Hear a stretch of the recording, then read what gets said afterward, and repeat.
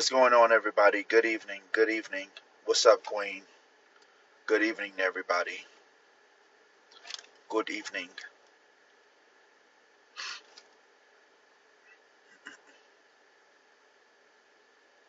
Good evening, everybody. Hello, Lonnie Boyd.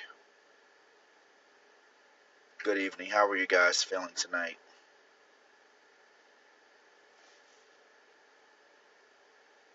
Oh, what the hell?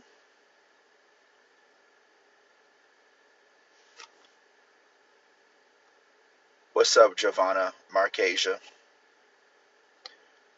What's up, Jewel of the Now? What's up, Saint? How are you guys feeling tonight? What time is it? It's 10:45 here. You see, they got Jay-Z. Hey, user 567-685-4529-717. HB Fly, how are you? Was the weather nice? No, it is not. It's cold here, and it's about to get colder. You're exhausted. Why are you exhausted, Queen? Yeah, I did see that he was listed as a defendant in a lawsuit accusing him of raping a 13-year-old back in 2000. But you know what? I don't care for that type of news. There's no point in even ruminating or discussing that because we don't have any evidence. We don't know the details. We don't know what's really going on. And I hate speculating about celebrities and what they did back in the day and who said what, who did what, this, that, and the third. Let's just see where the chips may fall, and it is what it is. I don't concern myself with celebrities and their shenanigans. I don't. Yeah, I'm over celebrities too. I just like I literally do not care. I just simply do not care. They have no bearing over my life. Like if I were to see a celebrity walk through a grocery store right now, I would honestly not give a fuck because what can they do for me? Nothing.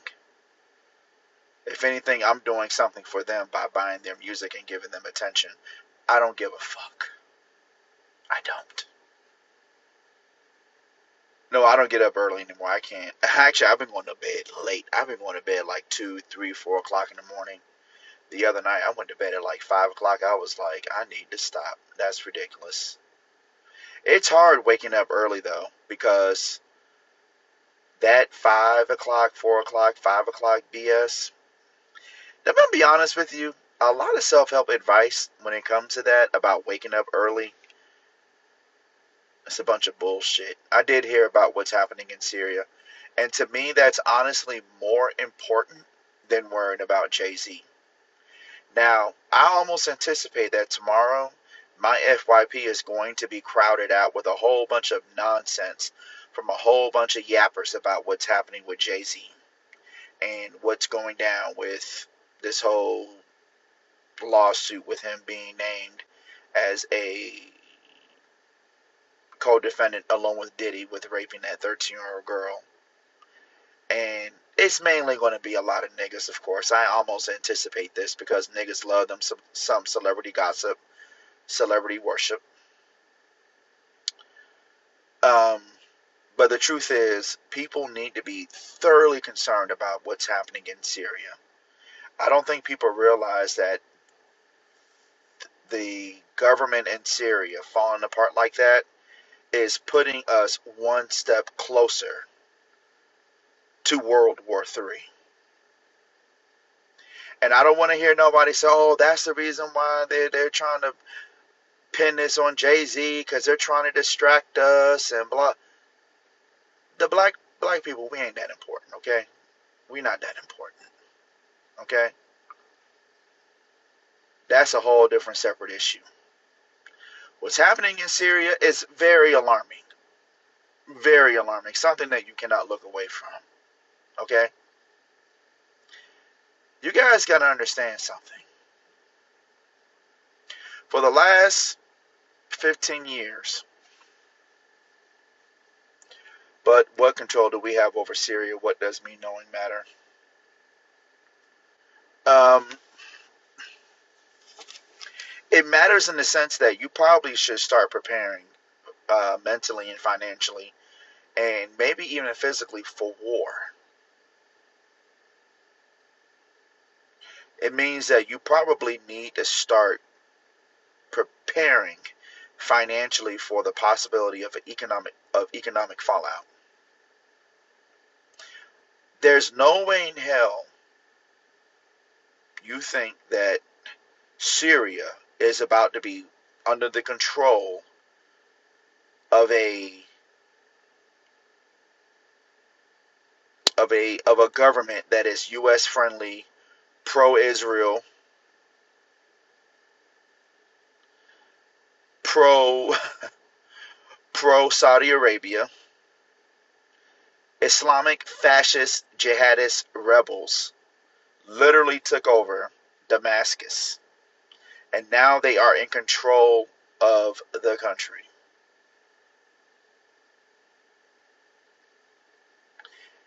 It's essentially reformed members of Al Qaeda and ISIS that have taken over that country. And Syria essentially is about to become the new Afghanistan. That's what you're about to see. That's essentially what you are about to see. And if you think that those Syrian rebels are going to sit back and not try to go at it with Israel, you are gladly mistaken. You said, nope, those people were backed by America. Listen,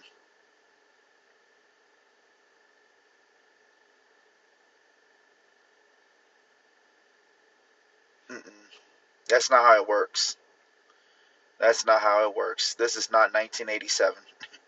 We are not talking about the United States supporting the Mujahideen in Afghanistan in their quest to try to topple the USSR. We are literally dealing with a group of ragtag Islamist, jihadist, fascist rebels that inevitably are going to be hell-bent on creating an Islamic state in Syria. Do you think Israel is going to sit back and let a country like that exist on their borders? I think not. I think not. I would not be surprised if Israel finds itself being pulled into. We'll see. We'll see, but Israel is going to inch their way closer to invading Syria. At this point, they might as well go ahead and just retake Lebanon.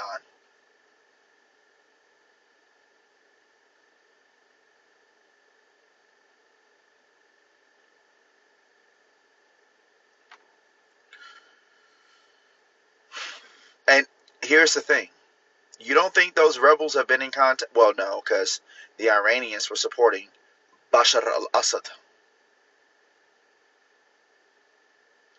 Either way, it's a screwed up situation. It's not anything that I don't think is going to have a good end result. Not for geopolitics and definitely not for the economy. They're doing all this for what? I'll tell you the reason why. And this is something that people don't realize about the Middle East. Many of these conflicts have been brewing now for decades. Okay? Syria was recently under the leadership, a brutal dictatorship of a man named Bashar al-Assad. He was the son of Hafez al-Assad, right? Both of these men were prominent political figures that came out of the Syrian Ba'athist party. Ba'athist in Arabic, or Ba'ath, means resurrection. The Ba'ath party pretty much was an Arab nationalist political movement that came to prominence in the 1920s and 1930s. pretty much Arab fascism. Okay. At one point in time, the Ba'ath Party was strong in both Syria and Iraq. But both Syria and Iraq were countries that have stood adamantly against Israel. Now, during the 80s, after the 1979 revolution in Iran, when Ayatollah Khomeini and the Shiites came into power, Iran found itself in a war with Iraq when Saddam Hussein was in power. And at this point in time, even though Saddam Hussein, anti-Israel, he was actually backed by the United States. In fact, there's video footage of Donald Rumsfeld. I don't know if you guys remember who Donald Rumsfeld is, or was, because he passed away years ago. But he was actually George Bush's U.S. Secretary of Defense. He was the Secretary of Defense right around the time 9/11 happened. And when we invaded Iraq and Afghanistan back in 2000 and, 2 and 2003. But Donald Rumsfeld himself met Saddam Hussein in the 80s when when Iran was locked in a war with Iraq. You remember the Iran-Contra affairs? Do you guys remember the Iran-Contra affairs? Anyways, make a long story short,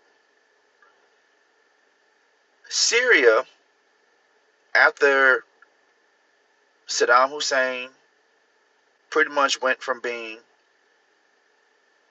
an ally of the United States to being a number one foe, Syria was on the shit list too. And the man who ran Syria for a long time, Hafez al-Assad, he died in 2000 and his son took over. Now, the Ba'athist Party technically is secular. Okay? The Assad family, they come from a minority Shiite sect in Syria called the Alawites. But the vast majority of people who live in Syria are Arab Sunni Muslims. So that already in of itself created a foundation for why the vast majority of Syrians hated Bashar al-Assad, because he comes from what is considered a heretical sect in Islam. They don't think of the Alawites as being real Muslims. But because the Alawites in Syria, along with Christians and other people who are minorities in Syria, held a lot of political power, they were able to keep a lot of these Sunni Arab Muslims at bay. But that radicalized them, which is one of the reasons why many of these Syrian Muslims, Arab Muslims, ended up linking up with Al-Qaeda, ISIS, and other Islamic jihadist groups in the region, but mainly ISIS. There was at one point a large swath of Syria that had been taken over by ISIS. You guys don't remember how back during the Arab Spring, ISIS had took over parts of Syria and started blowing up ancient Greek ruins and ancient Roman ruins and stuff like that? Because Syria at one point in time was, like, thousands of years ago, was a part of the Roman Empire. But ISIS, because they believe that all these statues and ancient Roman ruins is a form of idolatry or idol worship, idolatry and idol worship and shit, they was blowing shit up left and right. Okay, they did the same thing in Iraq. Any place they had a presence in Afghanistan, they was blowing up ancient ruins, like history. Okay. For the last 10 years after the Arab Spring, with the backing of Russia and Iran, the Syrian president was able to keep many of these elements in check. In fact, because of Russian military intervention, right, many of these rebel groups were bombed into oblivion and pretty much forced into, I think, a southern part of Syria, away from the head center of the country, Damascus. Well, recently all this changed because a lot of these rebel forces started regrouping, started getting stronger, and because Russia had been tied up in the Ukraine, and because Iran now is afraid to make any real serious moves against Israel, they have not been able to provide really thorough, comprehensive military support to Syrian military forces. And those rebels saw an opening, and they went right at it. And they just started knocking off the Syrian military. And now they've taken over. Now, there's going to be I really do believe that Israel in the short term is seeing this as a good thing because, of course, Bashar al-Assad was anti-Israel. They're going to eventually have to go to war. They're going to probably eventually invade Syria. So it's just a matter of time before this conflict spreads deeper into the Middle East. Because Israel, they inevitably are going to have to find themselves going up against these rebels. Because here's the thing. What people don't realize is Islam is a religion hell-bent on conquest. It is almost obligatory on the part of Muslims, people who really follow the religion, that you have to essentially spread the Khalifa or the Caliphate all over the world. So Islam is into colonization as well. Yes, in fact, Syria in of itself is a byproduct. All of the Middle East, outside of the Arabian Gulf, all of the Middle East and parts of North Africa, or all of North Africa, parts of West Africa and East Africa are byproducts of Arab Islamic colonization. Tanzania, parts of Kenya, Zanzibar, parts of Ethiopia, Eritrea, Djibouti, Somalia, um, and then when you go further north, Egypt, Sudan, and then you got, Libya, Algeria, Tunisia. All these countries were not Muslim before the advent of Islam. When Islam came into existence in the 7th century, after Muhammad died, and you had the establishment of the Caliphate, the Arabs went on conquest all throughout North Africa, the Levant, which is Palestine, Lebanon, Israel, Syria, Jordan, and then they went west to Iran. They went to Afghanistan. They went to India. They went all over the motherfucking planet. Well, during that time, pretty much they went as far as they could, north, south, east, west. Remember, they even went as far as Spain and the south of France and Italy, the Moors. See, black people seem to have this, the Moors, they were black, blah, blah, blah, blah, blah. No, they were not. These were Arabs. Sure, maybe some of them were brown toned, but they were nonetheless still Arab Muslims colonizing these parts of North Africa, West Africa, even parts of sometimes I feel like you try so hard to not accept that the fact that Islam is actually the right religion. What? There is no such thing as a right religion. And why would I have a hard time accepting that? I don't accept it. I don't believe in religion. I'm not a Muslim. Islam is like any other religion. It's psychologically harmful to humanity. What does colonization stem from?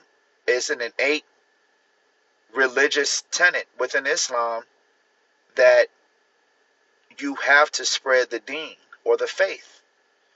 You are almost obliged as a Muslim to spread the faith far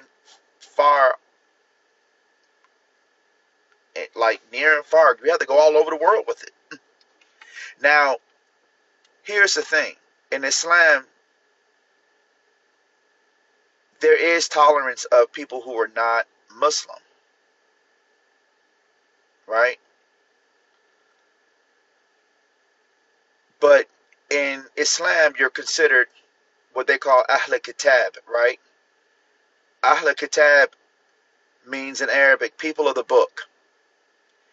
And in Islamic law, if there's an Islamic state or a Khalifa or a caliphate, if you are a Christian or a Jew, which is considered the people of Ahl Kitab, which means people of the book, because they believe in the Old Testament, you have to pay what's called a jizya or religious tax for protection from Muslims. Now, why would I want to live in a country where, because my faith might be different, I have to pay now a special tax that other people don't have to pay because I am not a Muslim? Now, remember, I said that's only for Christians and Jews. That protection does not extend to you if you are not essentially a part of the Judeo-Christian monotheistic spectrum of faiths. Now, technically, there's some workarounds depending on which country you live in, but in a real, true, hardcore Islamic society, no other religions aside from the three Abrahamic faiths are tolerated. You can't be a Buddhist. You can't be a Sikh. You can't be any of that. You're either a Muslim or a Christian or Jew. So, there's that. And the reality is that there's this romanticization of Islam in a way that people don't seem to understand. You're not dealing with a religion that seeks to just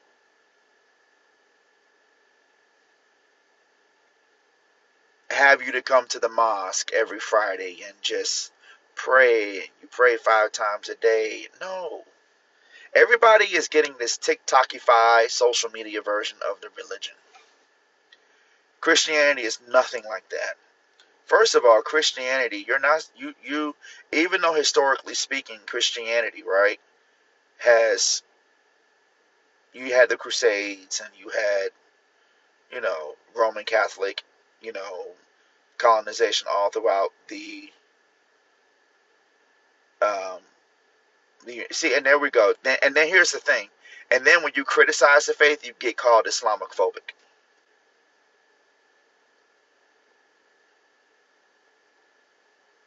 And it is not Islamophobic. It's not. And then Muslims, a lot of Muslims, what's so funny about this is that many of them, they gaslight on this because all they want is a numbers game. Is they could get as many people to take the Shahada.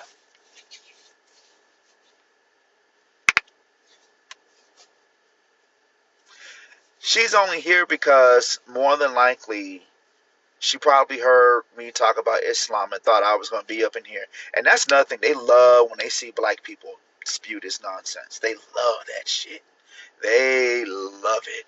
They love that shit. And we're the biggest okie dokie fools that fall for it too. Because it's seen as the religion of liberation, the religion that gives you courage and power and victory. And a lot of black men fall for it. And let me tell you, it's the worst thing you could do as a black person. Like, it is so intellectually stifling. It's psychologically imprisoning.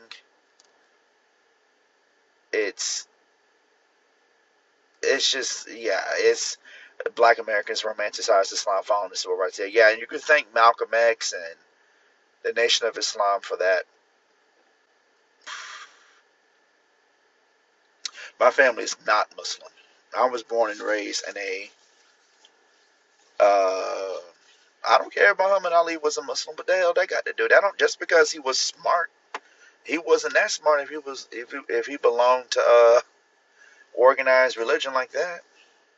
Anybody who belongs to an organized religion, I'm sorry, but you're not smart in my book. You're not. I hate to be the bearer of bad news. You're not smart.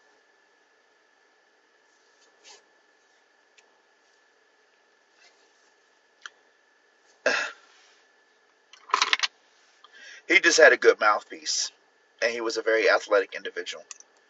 And he was actually very courageous in standing up for his beliefs. But that doesn't make him intelligent. That doesn't make him a smart person. What's your definition of smart? He literally believed in a religion in which he thought that at one point in time, he literally thought that white people were created by a radical black scientist 6,000 years ago on an island in the Greek Sea. You think that's smart? You think that's intelligent?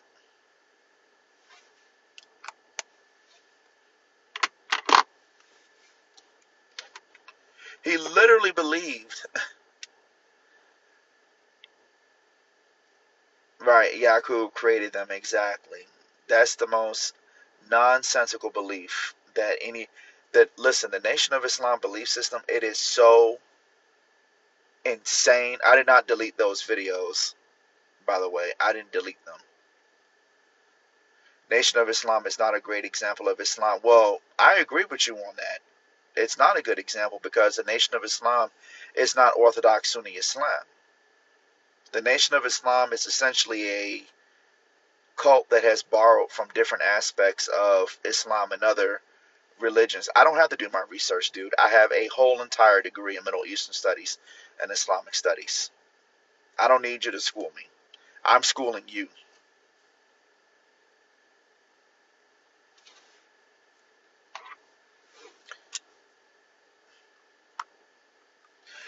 Uh, yeah, the Nation of Islam was founded by um, a man named Wallace Dodd Farad Muhammad. But that actually, no, we know who he is. There, listen, you don't have to. Um, that's he's not a mystery. Wallace Fard or Wallace Ford, Wally Ford was a man from Polynesia, some Polynesian island. He lived in California and he had actually a prison record. He actually spent some time in prison in California for narcotics trafficking. And when he got released, he moved to Detroit and pretty much became a con artist, peddling a whole bunch of nonsense. He joined up with a whole bunch of different religious organizations in Detroit, mainly the Moorish Science Temple. He started studying all these different um, schools of thought that centered around um, black nationalism and black mysticism, and he pretty much started his own little sect or cult because it was quite obvious that he saw that there was money in it, right? During this time, a lot of black people from the South was migrating from the South. I'm sorry. During this time in Detroit, right, a lot of black people were migrating from the South to the North during the Great Migration. And a part of that migration, you had a man named Robert Elijah Poole and his family. They came to Detroit, and Robert Elijah Poole, who was from Georgia, Sandersville, Georgia, born in the late 1800s, moved to Detroit, and he ended up becoming a factory worker, became an alcoholic, and he became one of the recruits for Wallace Ford or Wally Ford. And it was actually his wife. It was actually his wife, Clara Poole, who introduced Robert Robert Elijah Poole, to Wallace Ford. And see, during this time, Wallace Ford was having meetings at these, what do you call it? At these, I guess you would call them like community centers, um, assembly halls. He would rent out spaces and then have people come by, and he would teach them these crazy ass beliefs, right? And one night, Robert Elijah Poole came, and he was convinced this man was the Messiah. And he went up to him and he said, "Hey, I think I know who you are." And my suspicion is Wallace Ford, knowing that he was largely talking and educating a large group of relatively ignorant and uneducated black folks from the South, he took advantage of that. He was very predatorial in taking advantage of their poverty, their religiosity, and their desperation, right? Because mind you, this is during the Great Depression, and people were poor and needing help. And he took advantage of this, knowing that people were looking for help, looking for solutions. And Wallace Ford was like, who do you think I am? And Robert was like, I think you're God in person. I think you're the Messiah. And Ford ran with it. He ran with it.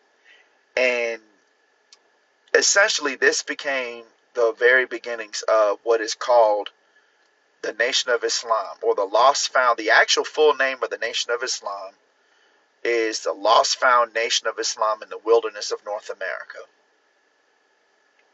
So from like 1930 to 1933, Wallace Ford, who now was known as Wali Farad Muhammad, and Elijah Poole, or Robert Elijah Poole, who became later known as Elijah Muhammad, pretty much organized this, essentially a cult in Detroit, in the Black Bottom. That's what they called it. And they had hundreds of members. And they were doing all types of crazy shit. They had rituals that they were doing. They were going around killing folks. Like, this is documented. You can read about this. And when they actually started doing these murders, the police, of course, they were like, what the fuck? Because they killed some white people. And Farad had to leave. He took off. And left the organization pretty much to Elijah Muhammad. From like I would say from the late 30s up until the late 40s,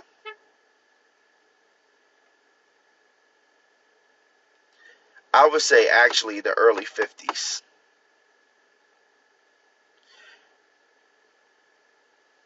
the Nation of Islam was a very small organization, and most of their members were actually in prison because during this time, once World War II started, Elijah Muhammad and a lot of his followers got arrested for for dodging a draft. So while Elijah Muhammad was in prison, he was converting a lot of prisoners left and right, but at a small rate though. Now by the late 40s, early 50s, Malcolm X, who before he became Malcolm X, he was known as Malcolm Little, he was in prison, and he got introduced to Elijah Muhammad by his brothers, because by this point, a lot of people had heard about Elijah Muhammad and the Nation of Islam, and two of Malcolm X's brothers introduced Malcolm X to Islam, or to the Nation of Islam, I should say, and Elijah Muhammad. Once Malcolm X pretty much became a convert and he got out of prison,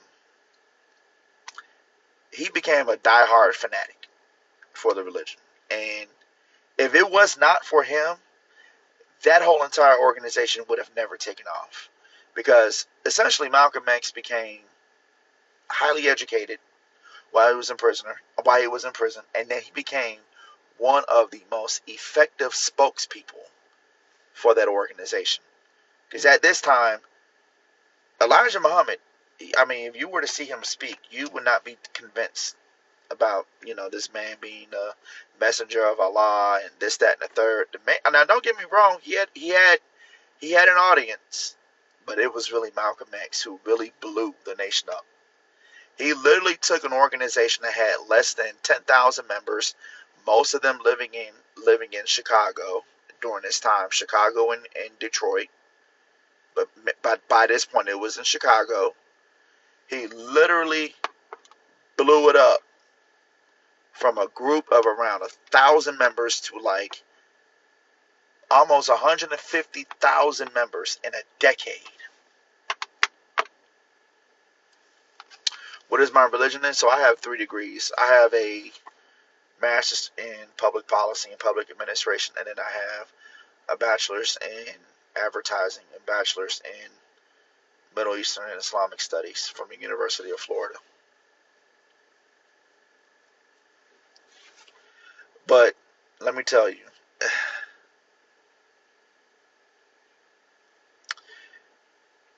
um, that shit is a cult. The beliefs of the Nation of Islam. Well, our religion is cultish. Our religion is based on crazy ass beliefs and mythologies. Like anybody who accepts at face value that these mythologies or these myths are the truth, you're there's something wrong with you. Literally. Muhammad Ali said Elijah was honorable. Well, yeah, they called him the Honorable Elijah Muhammad, and he was not honorable. That man was a straight up fraud and a liar.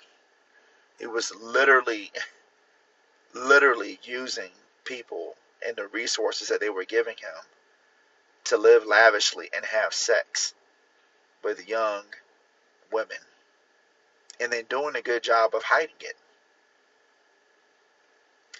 He said, "Come on, really? Yes, really, dude. You really believe you listen, I'm not here to try to convince you. I'm not here to try to convince you of anything. But I hate to be the bearer of bad news. Any organized religion is nonsense. There is no right religion. None.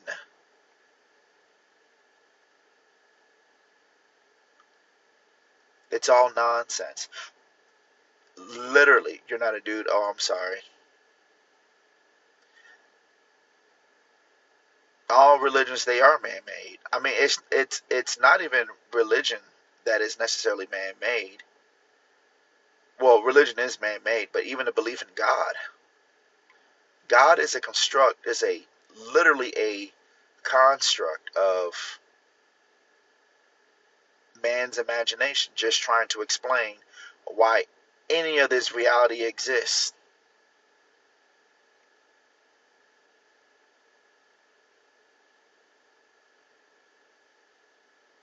I hate to be the bearer of bad news. God is not real. I am an atheist, and not only am I an atheist, I'm an anti-theist.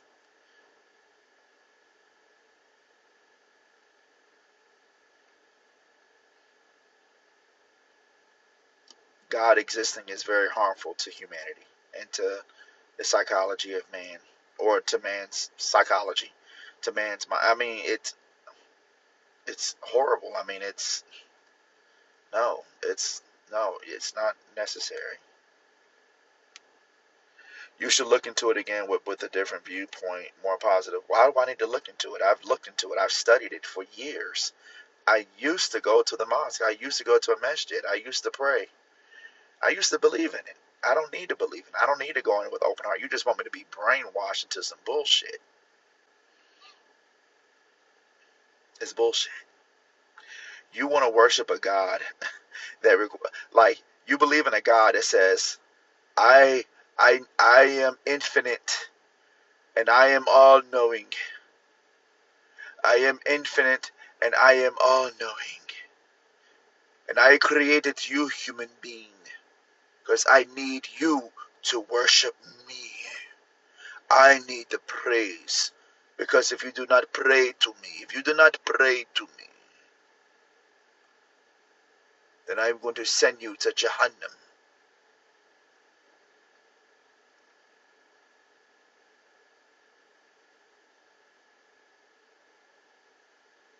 If you do not pray to me, human being, I am going to send you to Jahannam. Because I am Allah, subhanahu wa ta'ala. I am Allah, and this is my messenger, Muhammad. The fact that, listen, you know what's so bizarre about people believing in religion? Why do you believe in prophets? Have you ever considered that people who consider to be messengers of God, prophets, people who receive revelations or signs, why does God choose only one person or a handful of people? If he wants everybody to believe in him, why not make the truth so manifest that nobody could deny it? Why make it so hard to believe in religion? But why does he need to choose a handful of people over the course of history? Clearly, these people who heard voices and thought that the Lord or God or whoever was speaking to them were clearly mentally ill people. So most people, not even realizing it, are following religions, belief systems created by people with mental illness. Exactly. Only Arabic language. Why prayers aren't Arabic only? Why are Arabs so special? Exactly. I need you to pray to me, human being, but I need you to pray to me in Arabic. Bismillahir Rahmanir Rahim. Alhamdulillahi Rabbil Alameen. Ar-Rahmanir Rahim. Malik Yawmiddin. إياك نعبد وإياك نستعين اهدنا. And then, I used to go to the mosque and I used to hear these motherfuckers praying, and then I'd be looking around, looking like these other niggas. I'm like, y'all have no idea what this man is even saying. And they just sitting there, you just standing there like a fool, wasting all this time. Imagine that. Why do you need to go pray to a God? Why do you need to pray to a God who are, like, if God is omniscient and omnipotent, he knows everything. Why do you need to pray to him? He should already know what you need. He created you. He created you already knowing how your life was going to start and end. If God knows everything, why does he need you to pray to him?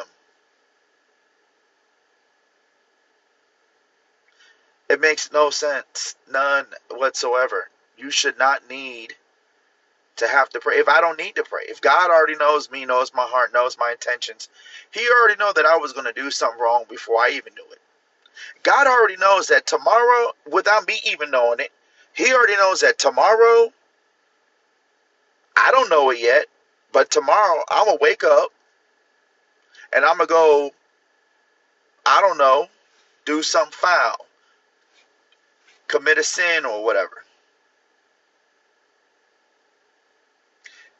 Yeah, and then not only do I need to go pray to him, but then I got to do it in a special location, on a day, on a particular day. It can't be Monday, it can't be Tuesday, it can't be Wednesday, it can't be Thursday. It has to be Friday at a particular time, and I got to face east every time I pray.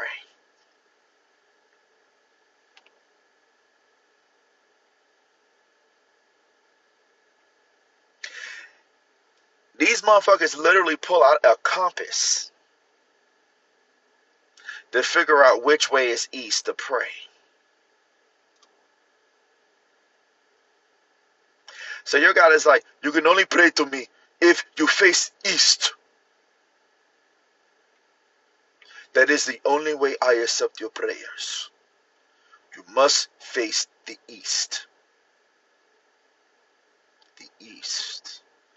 Because if not, then I don't accept prayers from people who don't pray to the east. But you know, in Islam, everybody has to pray in alignment with Mecca, where the Kaaba is at. I mean, it's just not. All of this is insane. This is crazy.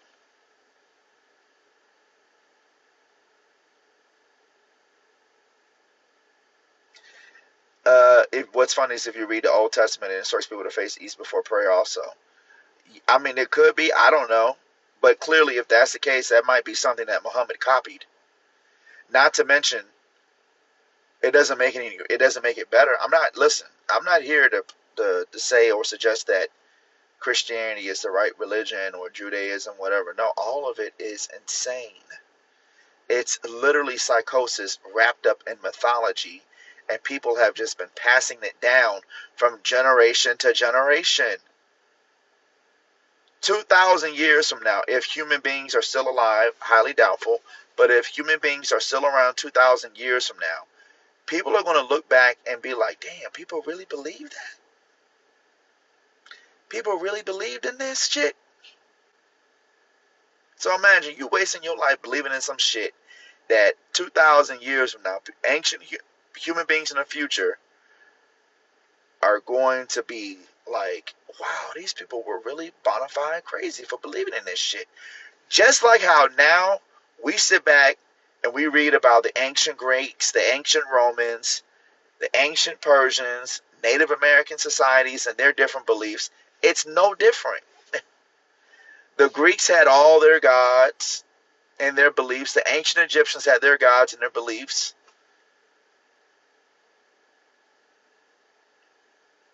Why would your religion be any different? Why would your religion be any different?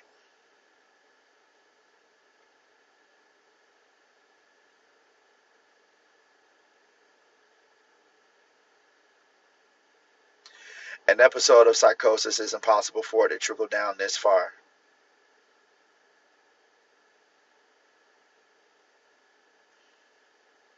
Yeah, everyone thinks their God is the one true God. And then you know what's so funny? There's like 13, it's like 12, anywhere between 12 to 15,000 documented religions that we know of. But there's been many of them. There's been more religions than that. You know why? Because many societies and many groups have gone extinct. Think about this. Homo sapiens are 300,000 years old. Christianity is only 2,000 years old. Hinduism, as far as we know, is what, 4 or 5,000? No, Judaism is 4,000 years old. I think Hinduism is considered the oldest religion. It's considered what? I think it's like 5,000 years old. You don't think human beings 40, 50,000 years ago had their own beliefs?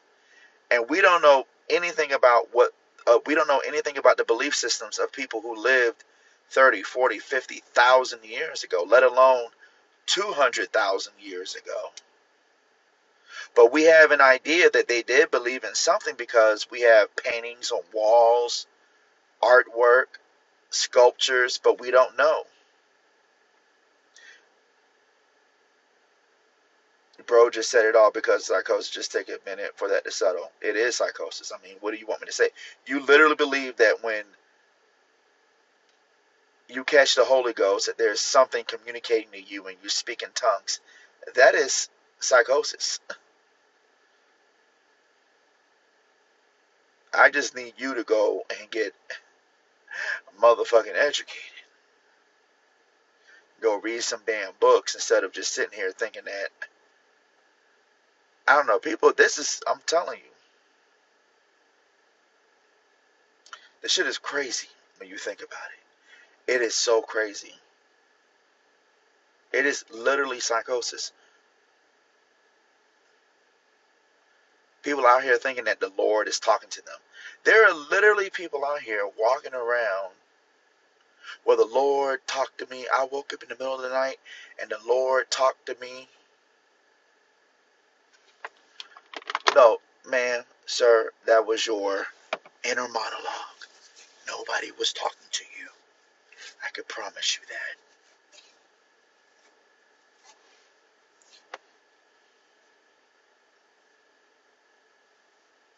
I could promise you that. You think they were crazy? Exactly. I had a dream. Oh, and if people love believing in dreams.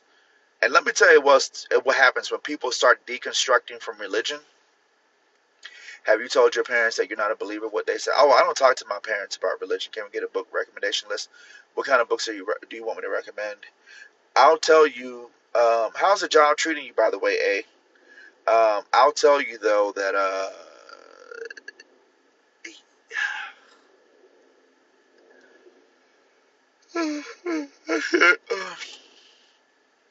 but people need something to believe in. But a lot of people, they make the fatal mistake when they start deconstructing from religion. What they do? They jump to some more bullshit. They jump to some new age shit. Bro talking about go read some books while discrediting ones based on religion that teach the history. What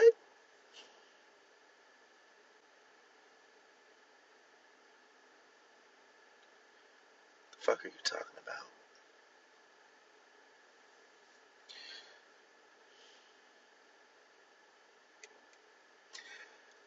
I don't actually have any recommendations on books to read in regards to um, deconstruction.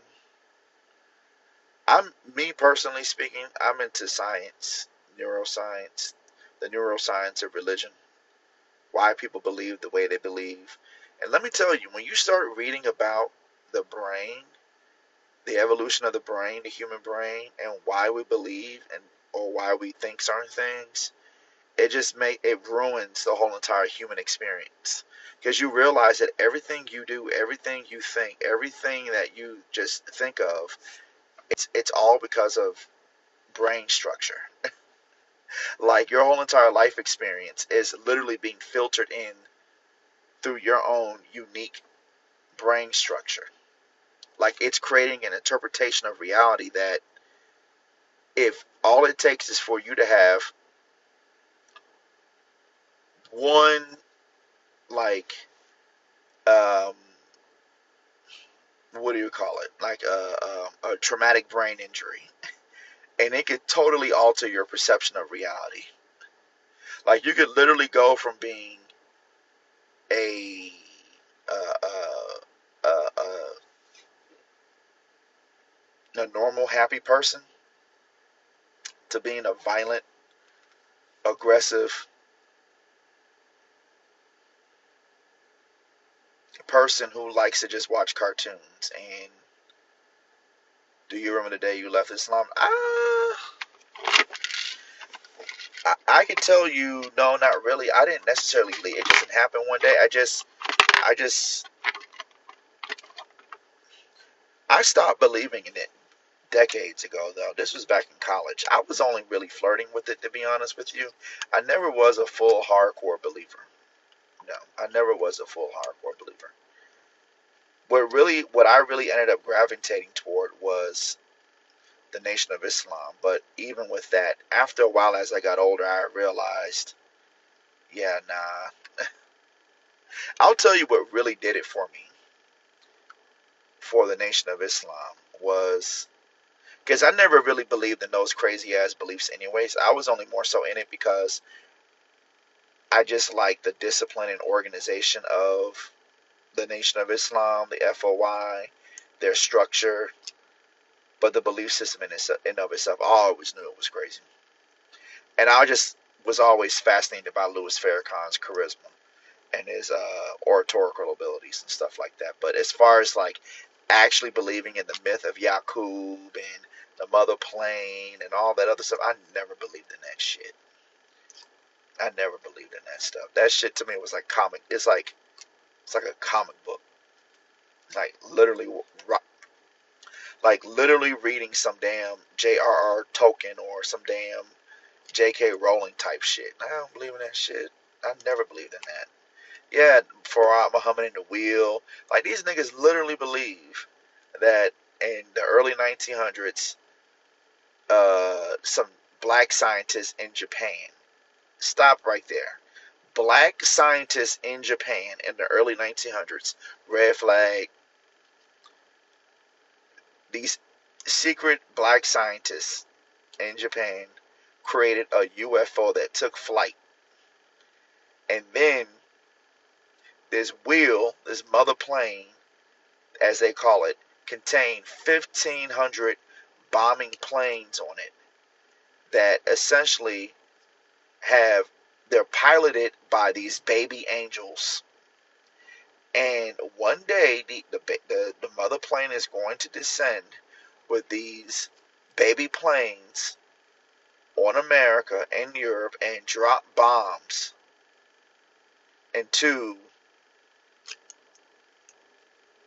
the crust of, or the core of the earth, and deep down in the ground, a mile down, and plant bombs that is going to build a wall around America and Europe and let America and Europe burn for like 325 years.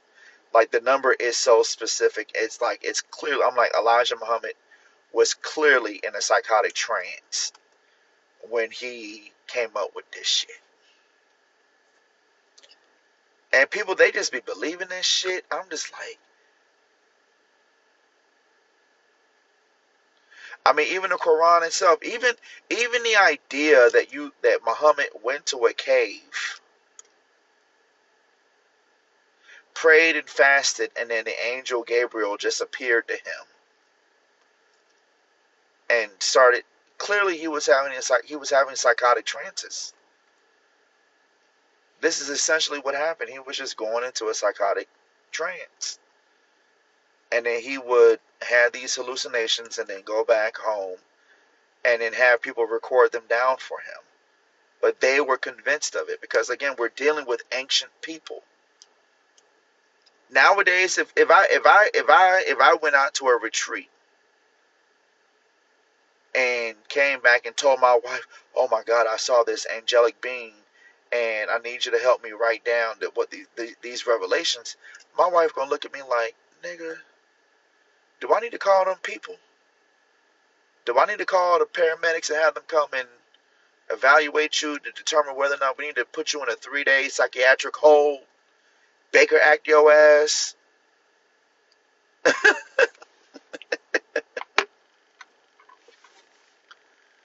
That shit is crazy that people believe this shit.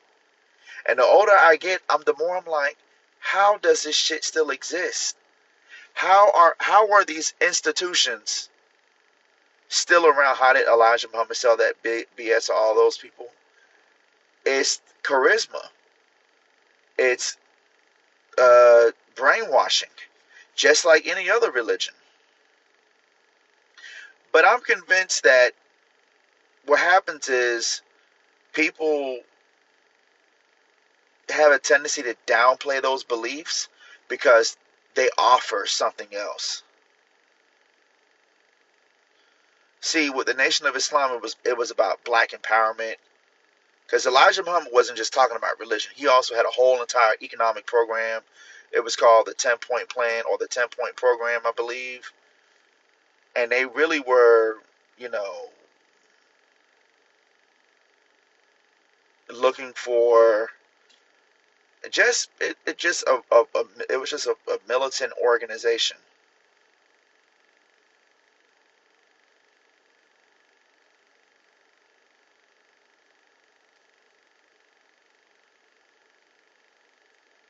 Just read the Quran with a clear mind, people. You will be laughing. It's complete. Yeah, it is. I'm like, these clearly are psychotic hallucinations. It's the same thing with the Bible.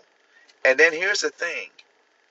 Nobody knows who wrote the New Testament. I mean, well, I should say the New Testament.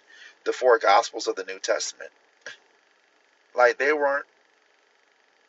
literally came into existence like at least 100 years after Jesus even so-called existed. There is no archaeological proof that Jesus even existed. So just imagine there are people out here believing that they've seen Jesus, saw Jesus in a dream. Jesus saw Jesus in a dream. Saw Jesus in a dream.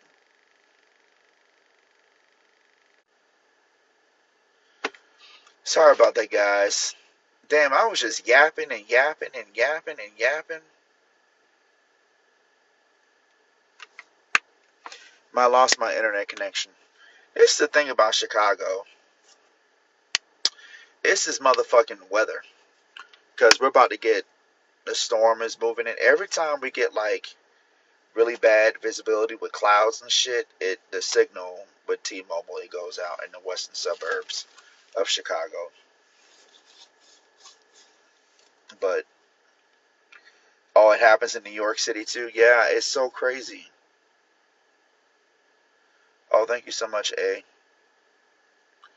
But yeah, religion is crazy, and I'm gonna be honest with you. I'm gonna stop talking about this shit though, because you know what I realized? I really do think that some brains need religion. I think it's unfortunate that I would have to say this, but I do think that some people just need religion. They just need to cling to something, and it probably is going to cause them more harm not believing in something than giving them something to believe in. A lot of people cannot settle with the idea that life just simply has no purpose, no meaning, and that any moment you could just leave this earth, you could depart.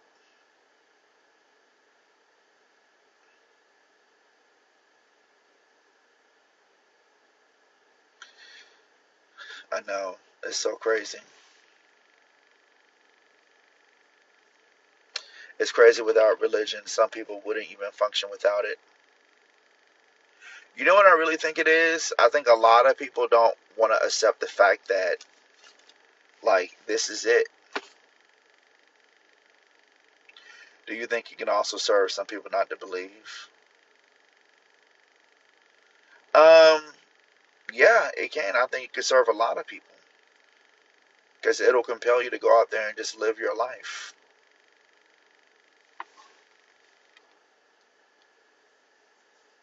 Have fun. And I think everything, you know, one thing I've come to realize, we got to stop. When you get to the point where you can live life and realize, here's what I've come to realize. You really want to know the purpose of life? Honestly, is to make enough money so that way you can distract yourself and have fun until eventually you die. That's pretty much what it boils down to.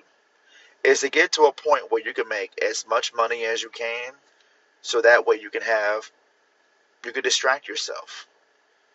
Because the reality is, if you don't distract yourself, your brain is going to be focused on the reality of dying every day. So you got to figure out a way how to distract yourself. You got to get your mind off of constantly worrying about what can happen moment to moment, because you don't know. You go into cardiac arrest right now, you can have a seizure, stroke, whatever. I mean, you don't know. You just got to get to a point where hopefully you find a way how to make as much money as you can so that way you can do all the things you want to do in life and bring some people along with you. Because here's the thing, there's no workaround around this. There's, unless you're going to take psychotropic drugs and numb your mind and pretty much become catatonic, right? You're going to, like, depending on your brain, some people are just naturally curious and they're going to find themselves constantly searching for meaning and truth. And that's when I realized that in and of itself is the problem. I have made peace with, we just don't know. Nobody knows. And I cannot feel guilty for not wanting to believe in whatever religion, ideology, faith, whatever. My brain, I am the byproduct of evolutionary forces out of my control. I didn't ask to be brought here. I came here as a result of billions of years of cosmic and eventual biological evolution on Earth. In my brain, the one that I have is a result of genetics, environmental pressures, and also the structures in of themselves have evolved to filter reality in a certain way that is creating a narrative inside of my head that I actually don't even control. I didn't ask for my prefrontal cortex to be the size that it is. I didn't ask my parietal lobe to be the size that it is.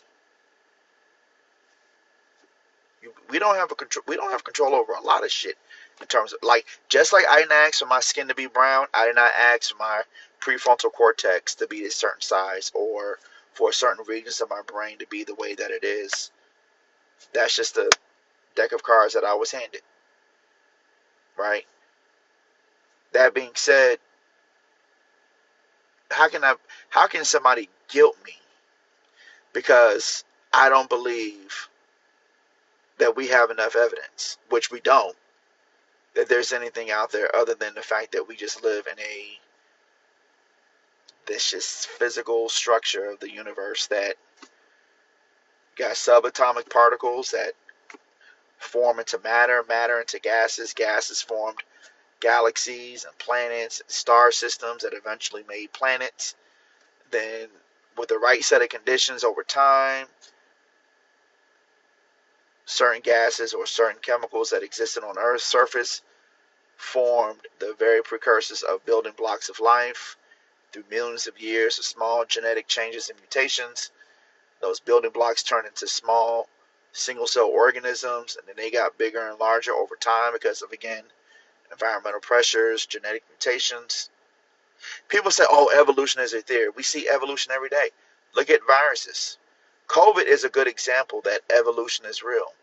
Every year, well, not every year, but shit, every couple of days, there technically is a new variant because the genetic mutations in, what do you call it? The genetic mutations in these, what do you call it? And the viruses,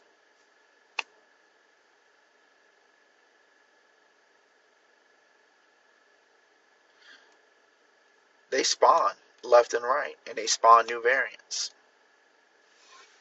That, by the way, is that person who keeps coming in and out the chat and they're saying all this stuff.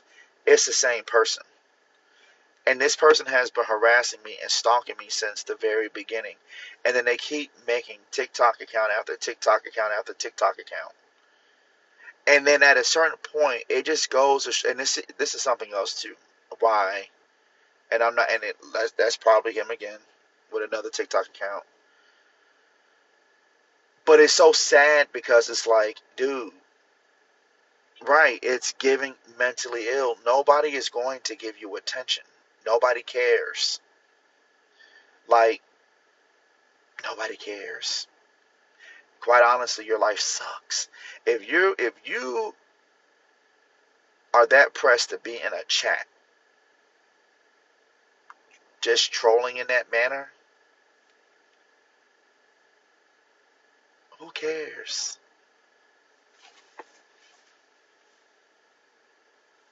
It is so weird. I mean, either that has to be like a 12-year-old or a 13-year-old, or that has just to be a really seriously mentally ill person. Because I'm just like, give it up. Give it the fuck up.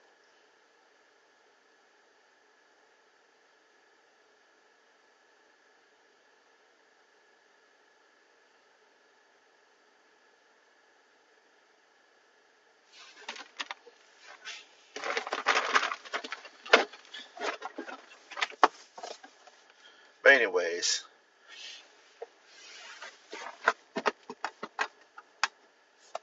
hold on for a second, guys.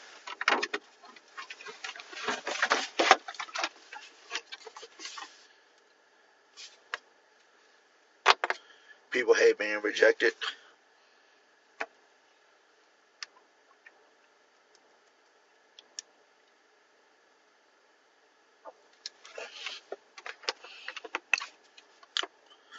It's very weird. It's very weird. it's sad too, because I'm like, nobody cares. Nobody fucking cares.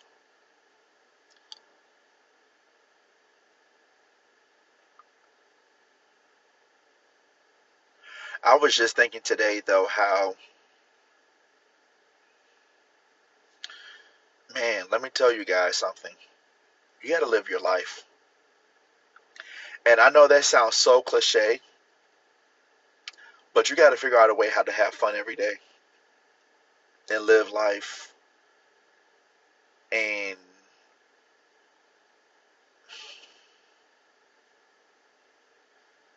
but here's the thing, you got to do it with reason, though. This is the thing. You got to do it with reason, okay?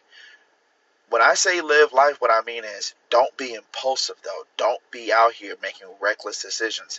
Because then the last thing you want to do is get to a certain age in life where you make so many reckless, impulsive decisions, and then you have to deal with the consequences of those decisions. You still got to do things, unfortunately, with reason. I think the best thing to do is to develop a risk mitigation strategy. To try to have fun, but do it with where you also try to minimize all the risks associated with what you're doing. Because here's the thing, like take for instance, some people just love to have to go out there and be promiscuous. And there's nothing wrong with that. It's your life. You can't sit up here and let people dictate to you and say, oh, well, that's nasty. That's foul. No, maybe it's nasty for you, but it's not nasty for somebody else. And what if they're safe? What if they're taking all the precautions and protocols to keep themselves safe? I see nothing wrong with two people or even a group of people coming together in their own, in the privacy of a home or a hotel room, whatever, and they clearly are. I mean, to me, if anything, you would think that society would want more of this, where people are able to sexually be together and have fun together. Seems like it would make society a lot more happier and safer if people weren't being made to feel ashamed for their sexuality or for their high sexual energy. Like, but we've made it so taboo to the point where there are a lot of people out there who do these things behind closed doors. They do these things that they carry all this shame and guilt, and then it drives them crazy, and then they go out there and they inflict harm onto other people. That's why I think a lot of these guys out here are going crazy and they're mad because they're not having sex. Literally, that's really what most of this is about. Most men, when it comes down to it, a lot of deep-seated envy and jealousy that they have is simply because they see other men enjoying themselves and having fun. You said women are closing up shop. They ain't closing up shop to everybody. They just being a lot. Maybe they being a lot more selective with who they give the goodies up to. But I mean, if that's a woman's prerogative, she has every right to, you know. But see, the other dilemma is that a lot of men just simply will never get to a place in their lives where they'll be able to really fully enjoy themselves because, like earlier tonight, I was in the gym and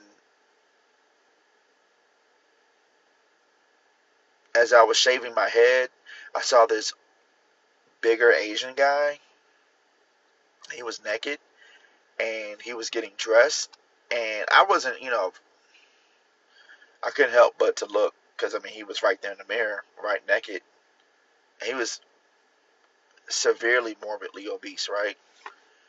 And I was thinking to myself, I was like, man, even if that guy were to get on a diet and lose like 200 pounds, because he clearly could stand to lose about a good 200 pounds, right? Even if he were to lose like 200 pounds, clean up his diet, start lifting weights,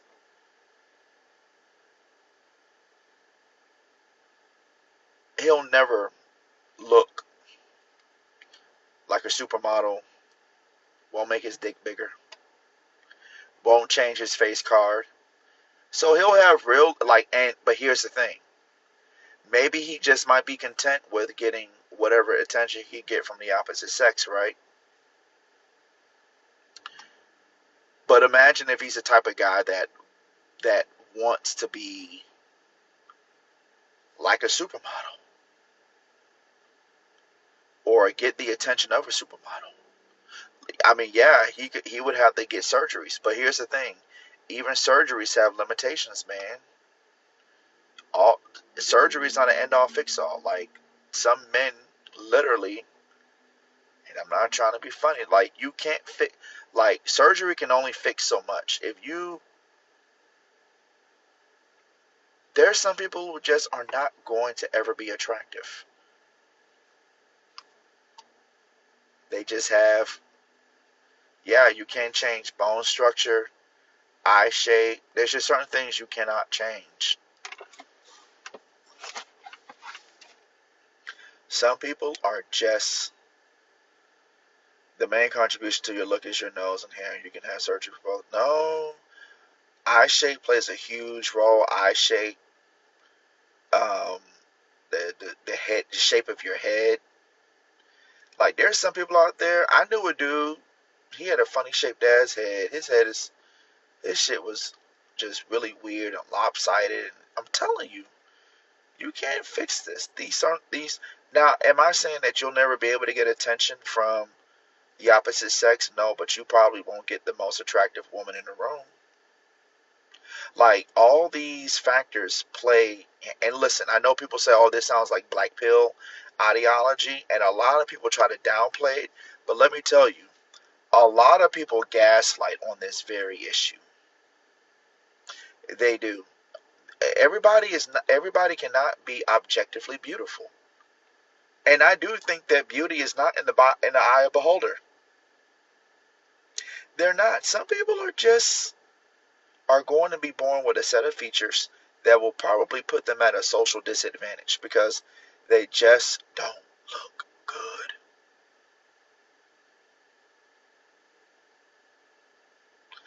I have friends that are surgeons. They told me surgery is limited. You need reincarnation. Yeah, exactly.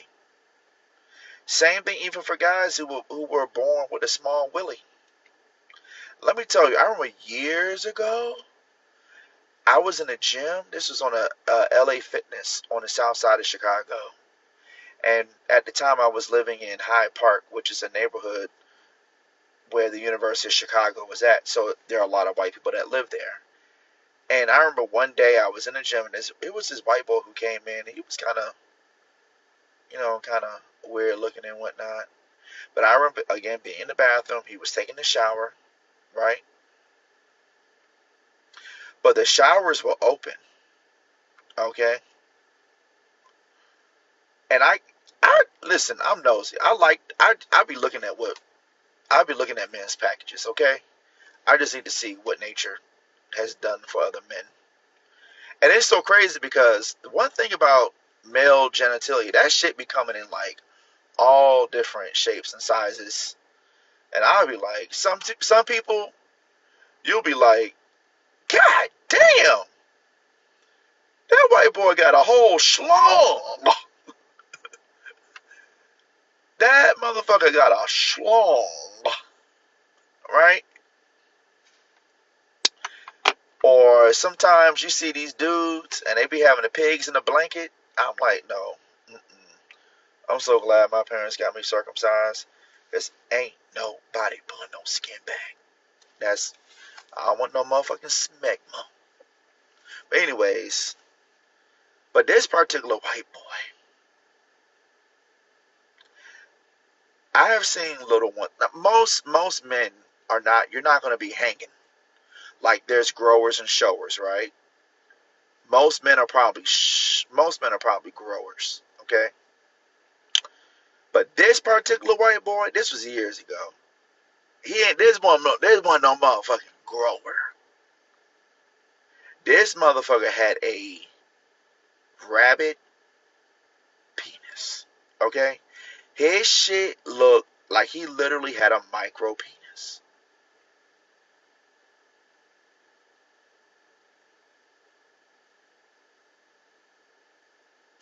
This wasn't just a regular size instrument. This was like, his shit literally was like the size of like my pinky fingertip. It didn't even look like a belly button. And he was a scrawny white boy too. I'm gonna be honest, I've read the literature on this. I'm gonna tell you this.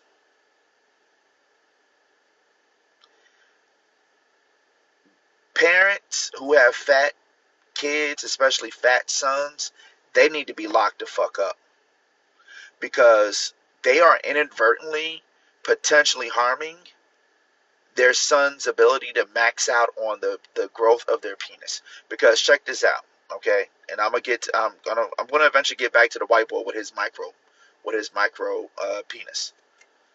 But when you are going through puberty, but you're fat, like you're a very large, like male, okay? And I'm not saying it happens to all men or all young boys, teens, whatever.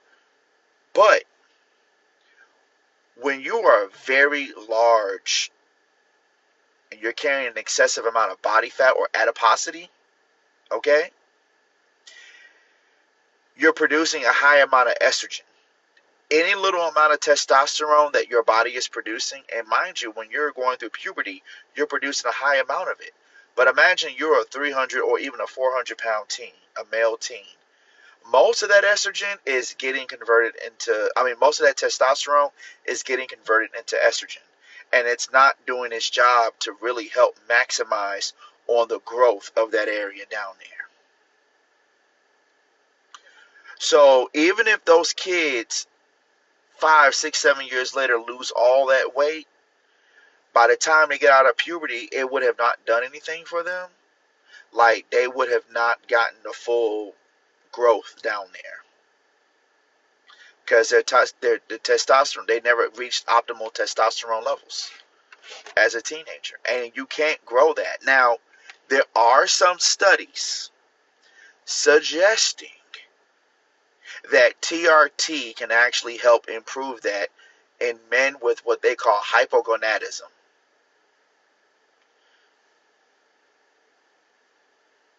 It is depressing, Briscoe, exactly. This is another black pill reality. Because the thing is, most women are going to want to be with a man, at least with a normal size wee wee. And normal, I don't mean no schlong. I ain't talking about no 8, 9, 10 inches. Normal is 5.5 to 6.5. Because all these other women, and let me tell you, a lot of women gaslight on this. They don't want no big schlong. They don't want no big schlong. Because it's the average, what do you call it? Cervix of a woman is not even that big. So the women, I'll tell you this though, the women who typically are that braggadocious about schlongs and eating big eggplants and stuff like that,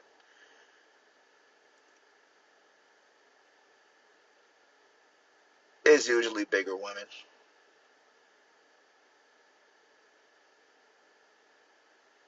It's usually bigger women. Or women that have been very promiscuous at an early age. Super promiscuous. On average. Now, are there size queens? Yes, there are size queens. Because every woman's body is different. But the average woman out here is when they talk about, oh, they need at least 9 inches, whatever, it can expand.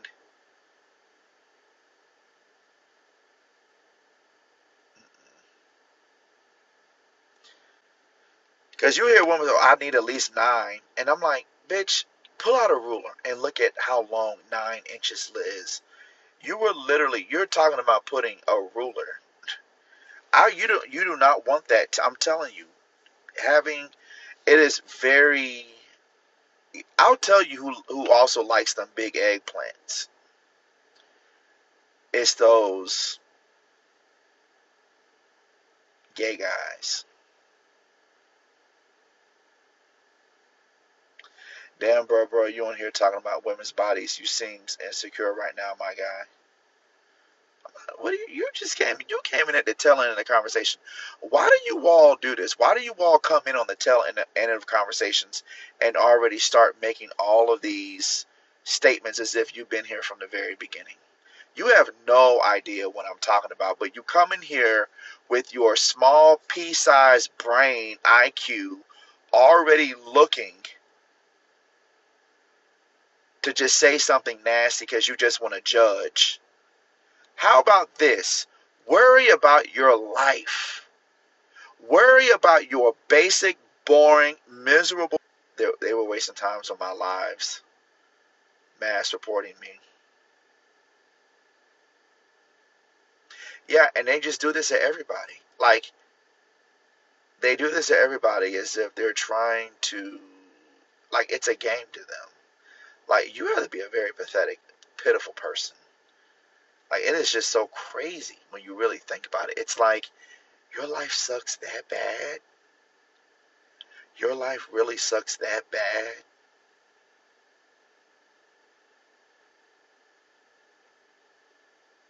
It's so sad.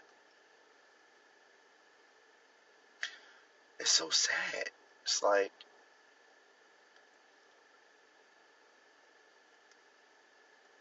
and then it's crazy. I'm only saying this because I look back on my life and I think about all the dumb, weird, cringe shit that I used to do. So I can only imagine when a lot of these kids, people in their 20s right now. Trust me, when you turn 35, when you get close to my age, you're gonna look back and you be like, damn, fuck. Yeah, that's all you're gonna be thinking is, damn, fuck. That nigga was right. And you're gonna be in a worse off position than I'm in. Shit, me, I'm living my life. I got money. I ain't got no kids. I'm good. Shit, my life getting better. But a lot of these motherfuckers out here, they did report me. They did. It's really sad.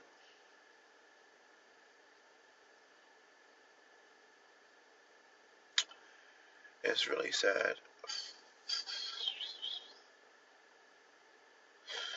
But hey, it is what it is. It is what it is. What's your question, Jay Moosh? Dime la pregunta. What's your question?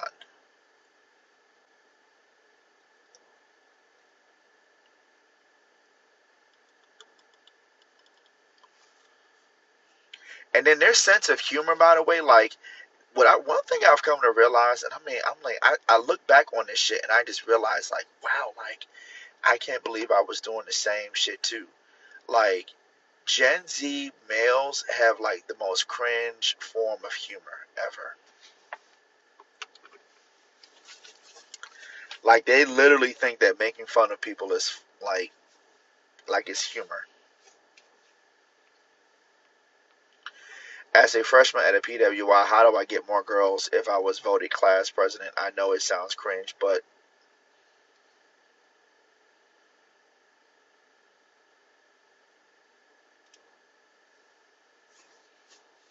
you want to get more girls? What kind of girls? Damn, this antibacterial shit, this soap stinks. Oh, why does it smell? It smells like feet.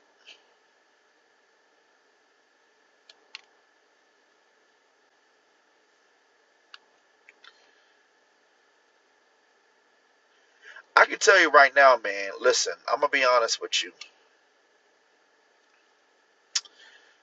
If you want to get more hoes,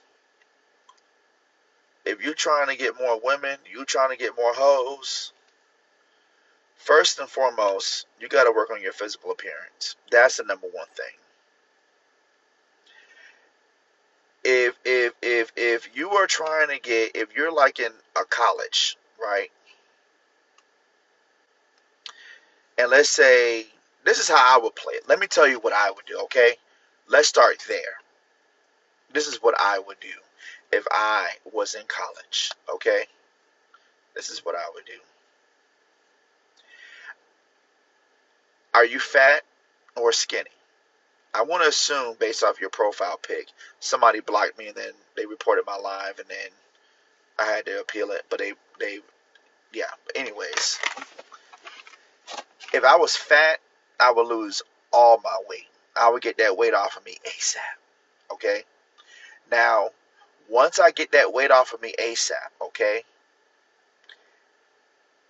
I would spend then as much time as I can building my body up, okay, putting on as much muscle as you can, the right way.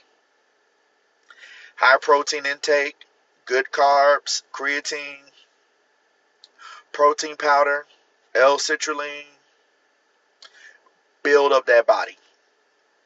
Because I'm going to tell you right now, 95% of the guys who are struggling trying to find women, if we're going to be quite honest, they have a hard time finding women because you're just physically unattractive.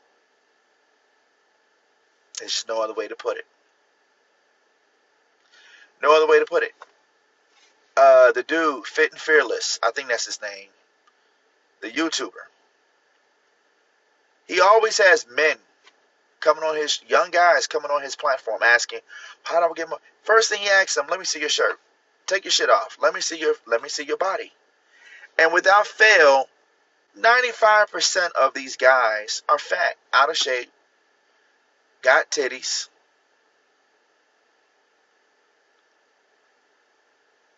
I mean, they literally are built like 15-year-old girls, many of them, with little tiny guts. Because they got titties just like they a hormonal 15, 16-year-old girl. Why would you sitting up here acting like you want to date an attractive girl, but you, sir, are not attractive? So that's strike number one. I'm not saying that's your situation, Jay Moosh. I'm not. But what I'm saying is this tends to be the situation with most men, young men. They are in denial because there's a level of entitlement. And this happens on both sides too. It's not just men. There's girls too that be doing this shit. And I'm going to get to that in a second, Lamar, because you're right. Because that's another problem. You cannot spend your motherfucking waking hours playing video games and goofing off with your friends. 9 times out of 10, what a lot of these dudes don't be getting no pussy is because you're just essentially a lame. You ain't got no personality. You don't know shit. You ain't trying to get no money. You're not focused on school. And all you want to do is bum around, play video games, and hang out with a whole bunch of other losers. Because the truth is, 9 times out of 10, you could know somebody by their circle of friends. What do you all have in common? And see, this is a mistake that I made when I was in college too. And when I broke this off, when I realized early on what was going on, oh, trust me, my whole entire circle of friends changed. Or I just stopped hanging out with people and they became distant from me because I realized our only bond is the fact that, yeah, we were cool. We knew each other from high school, but all we're doing is like getting high, and then we go get something to eat, and then we just be up in your dorm room watching Dave Chappelle's show or whatever corny shit. But it really wasn't until what really made me break out of this is when I stopped smoking that shit.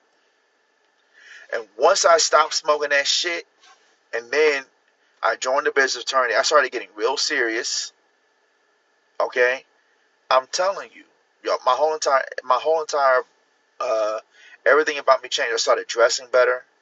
I got even more active. I was running 2-3 times a day. I'm telling you, you put out the energy that you get is the energy that you put out, right? It's the mirror principle. You attract who you are.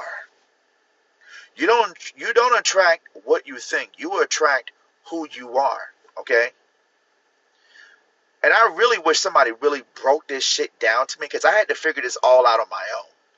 Nobody came to me and told me how to figure this shit out. I really had to figure this shit out on my own. But you really You really attract who you are. Law of attraction is real to some extent. Okay, like I'm not gonna sit up here and be very dismissive about it because it's real. You manifest, but you attract who you are. Okay, so if you want a fine ass chick, you got to be a fine ass nickel.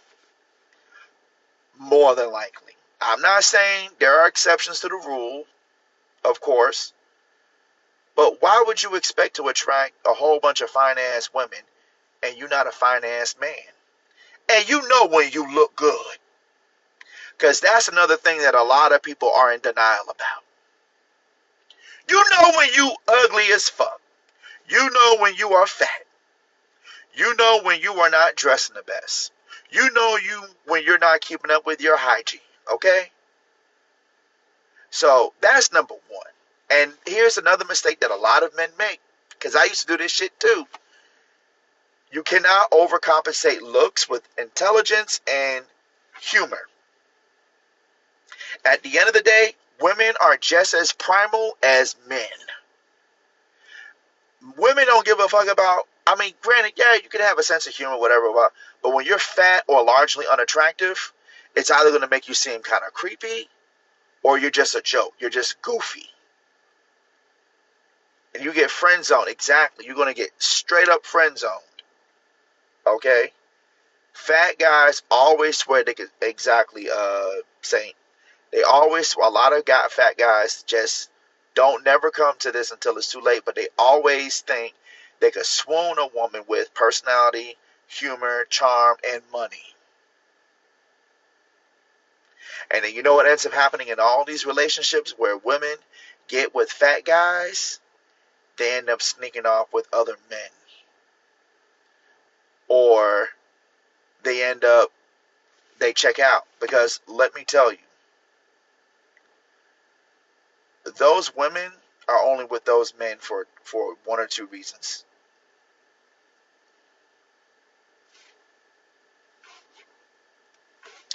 They're only with them.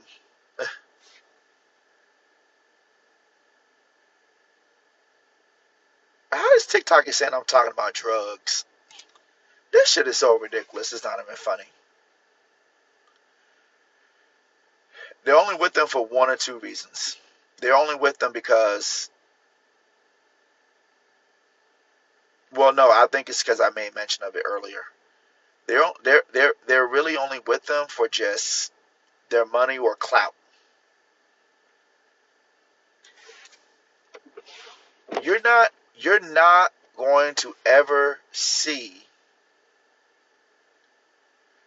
a drop dead gorgeous woman with a fat man. You're not going to see it. It's an exception. It's not the rule. And I hate it when people focus on anomalies.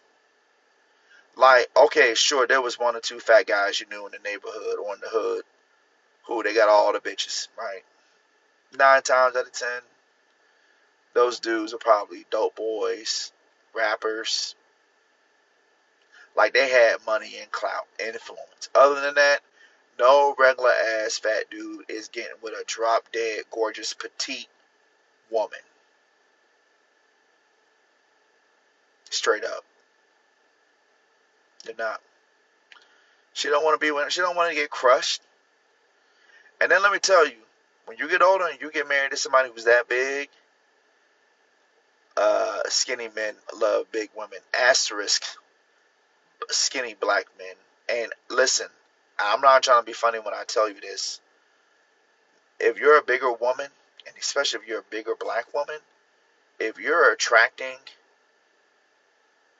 men, 9 times out of 10, they're not the type of men you want to be with long term.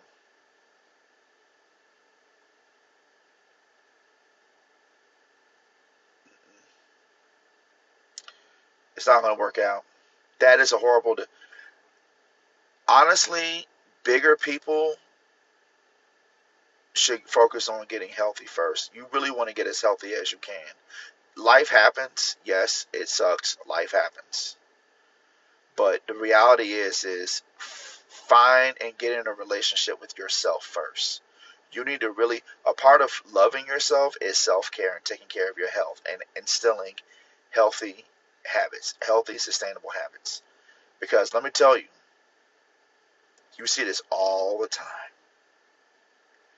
When bigger people get into relationships with one another, all it takes is for one of those spouses to lose an incredible amount of weight and they look completely different. That is going to shift the dynamics of that relationship if both of them are not on board with their weight loss journey. Do not hyper focus on anomalous stories, meaning the one or two stories that you hear about where a spouse just loses a lot of weight and the other one is just happy for them and they just sit back, whatever. No.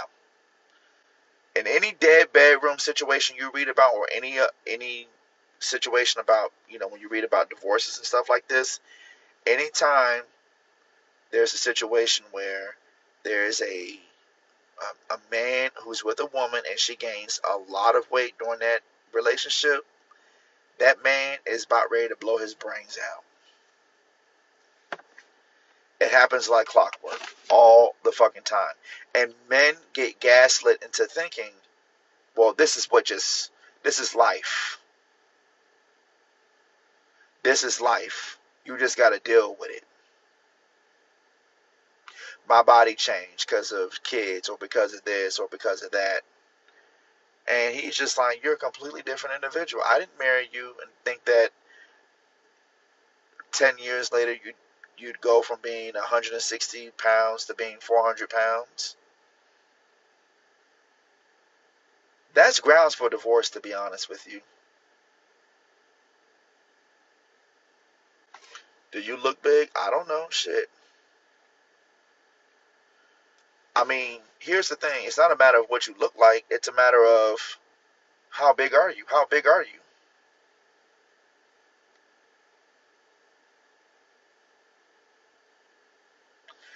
It's not a matter. I don't. People be surprised when I tell them that I'm right at 300 pounds. Because if you really see my full body, you would not think that I weigh 300 pounds. But I do. It ain't a matter of what my wife thinks. It ain't a matter of even what I think. It's a matter of what is healthy and what is a good ideal goal. I don't give a fuck if I hold my weight well. I don't want to be 300 pounds because it's not about just looks. It's about health, energy. It's about being lean and sexy. U259, ma'am, ma'am, ma'am, ma'am. Unless you are about 7 feet tall, I need you to know you were built like a linebacker.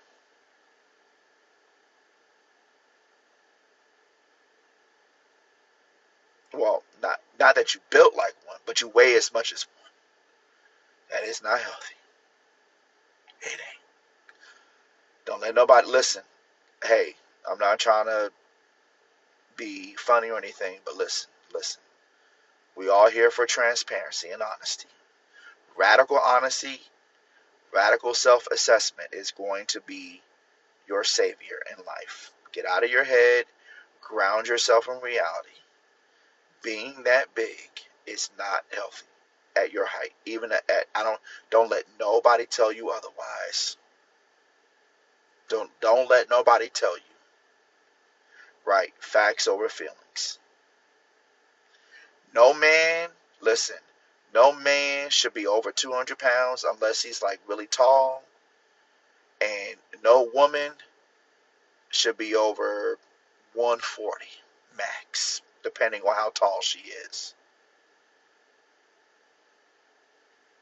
You 5'10" and 175, even now I know I can stand lose 15. Uh, Emmy, you a woman or a man? Violet, I don't care if you think I'm perfect as the way I am. I don't give a fuck about you and what you think.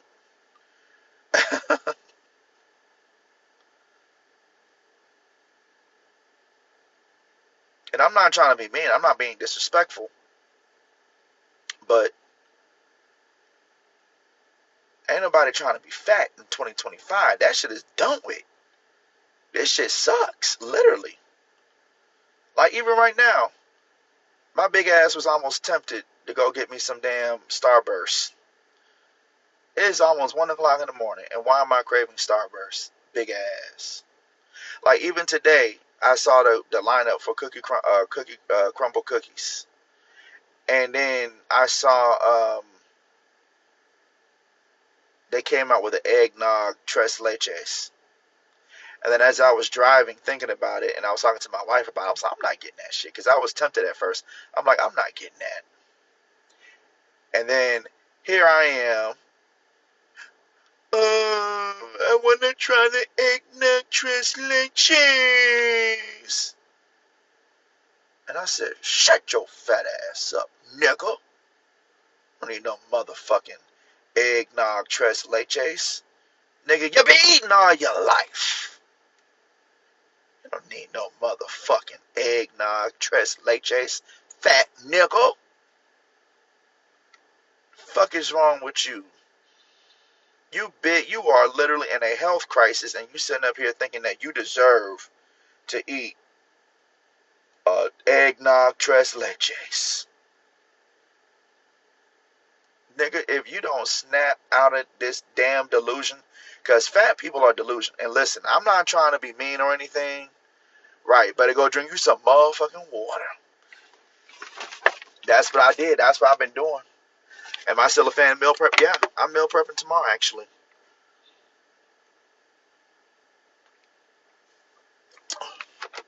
Listen, you got to snap out of it. You got to snap out of the delusion, man, because listen. Well, baby, if you eating one meal a day, you eating more than enough calories to maintain that 259. You eating at least 3,000 calories.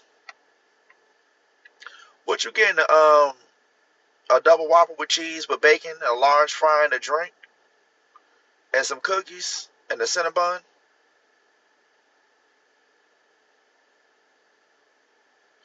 90-second rice changed the game for me. No, the lava cake sundaes. I'm telling you, baby. Listen, 2025, we gotta lose this weight. We can't be playing around. I've been kind of low-key playing with you guys, but we cannot play. Listen, we cannot be playing with this. Your life is not promised. You think reality, you think the universe gives a fuck about you? Universe don't give a fuck about you. You just a little tiny speck of dust living on the motherfucking right, living on a motherfucking rock. Only you can care about you. No, nobody, and don't nobody care about you. The attitude you need to have, you need to ground yourself in reality and realize this is your only life you'll ever have. Make the most of it. Don't let your body imprison you. Because one thing I've made a mistake about, let me tell you, holding myself back um, from really truly enjoying life, because I've been allowing my body and my insecurity about my weight hold me back from having optimal life experiences. I literally robbed myself of my late 20s and well, not my late 20s, but my 30s, just fucking around. And the thing is, you don't have forever to figure this shit out. You really don't. Does Stormy still come on here? No, I don't think she does. I don't think she fuck with me no more. I don't know what I said or did, but it's cool though.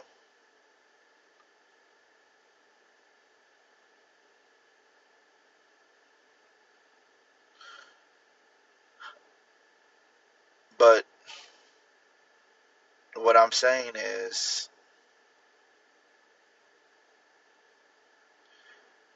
people don't realize it, man. Like, you could literally, you're really robbing yourself of so much opportunity, potential, experiences, because you're literally in a prison in your own body.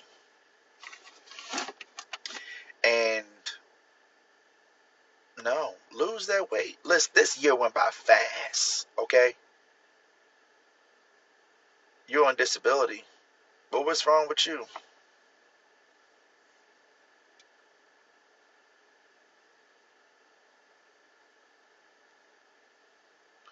I'm now reading. You said, Candy, I'm a disabled Creole wife and mama too. Love reading movies. Oh, why you didn't say that?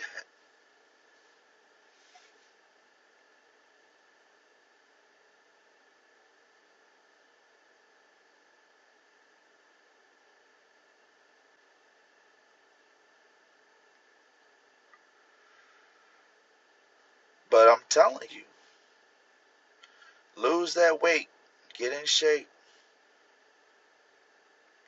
and have you some strong, motivating reasons as to why you want to lose that weight. But I get it though. Everybody's motivations are different, you know.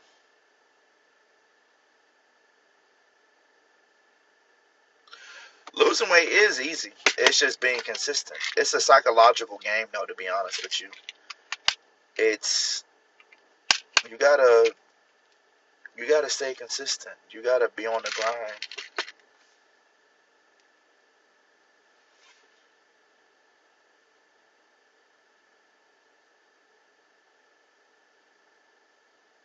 I have a client who had 2 strokes, brain surgery, now in the gym 4 times.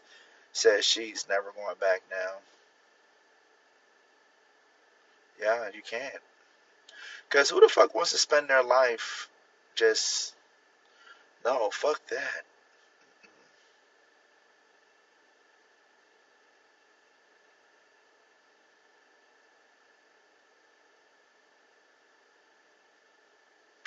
She said it's her second chance. Yeah, that's.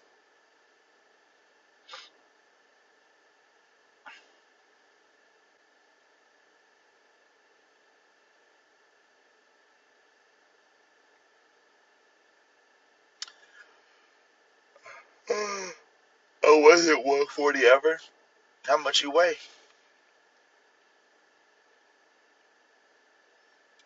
No, I'm telling you.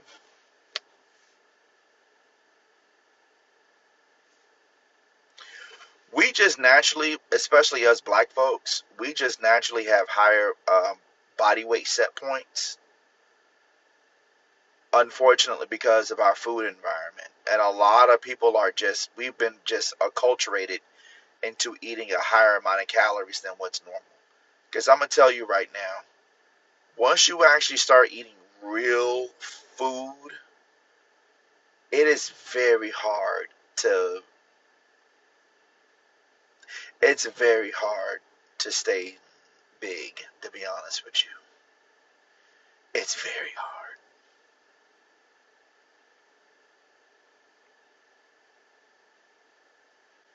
It's very hard. It's so hard. But the problem is nobody wants to eat real food because, well, how tall are you, Shelly Marie? There's not really a healthy way to gain weight unless you're severely underweight or you just need to put on muscle. But I thought you said you only eat 1 meal a day. Now you're talking about late night snacking, Mon Cherie.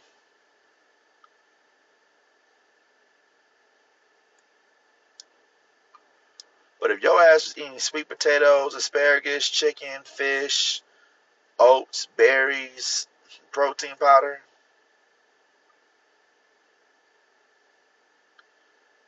you you ain't gonna gain no weight, and you're gonna lose a lot of weight. Especially if you're eating a lot of protein, because the thermic effect of food with protein, it is so high that, no, I'm not saying there's nothing wrong with asparagus, but no, what I'm saying is if you eat nothing but whole foods, that shit, you will you will you're gonna lose weight.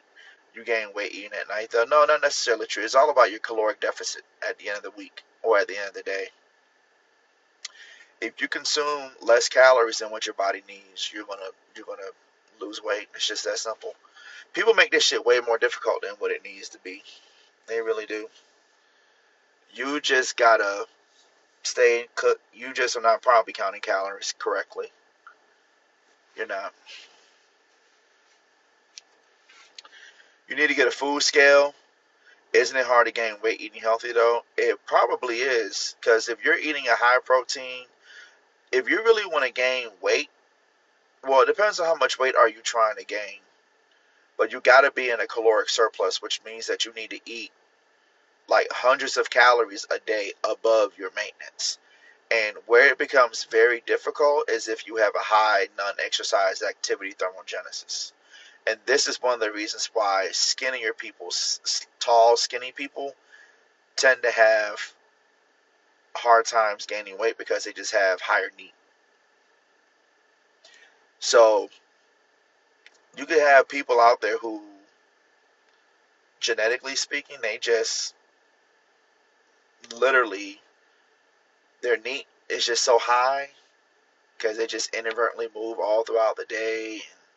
They're just more active um, in a very uh, what do you call it? Like they're not doing a ton of actual exercise, but their bodies, they just fidget more. They walk up, they get up and walk around more. Like they're just, that's one of the reasons why they have a faster metabolism, and it makes a world of a difference too. But and also some people just have more muscle mass, better hormonal profiles, and so you can have two people same height, but one person, and yeah, and same weight, one person could probably get away with eating like 2,500 calories, not gain any weight. Somebody else, they might have to only eat no more than 2,000 calories, and then anything above that, they'll gain weight. Hypothetically, if I'm a 3 out of a 10 mate, getting Jack can get me anywhere, get me where? I'm 5'10", too. How much do you weigh? And then losing weight is going to give you automatically anywhere between 4 to 5 points, depending on, because 8 to 10, that's like you're talking about being supermodel, and that's when you get into the areas of like it's not just about how much you weigh or how good your body looks, but your face card, because your face card also plays a huge role. But if you're a man and you're relatively decent, handsome, whatever, you're not like you don't have. I mean, you're just you're pretty decent. You're handsome. If you're a 3 and you're overweight, you could probably get up to like a 7, 7.5. But when you start talking about, but here's the thing, you're 211 and 5'7". Who?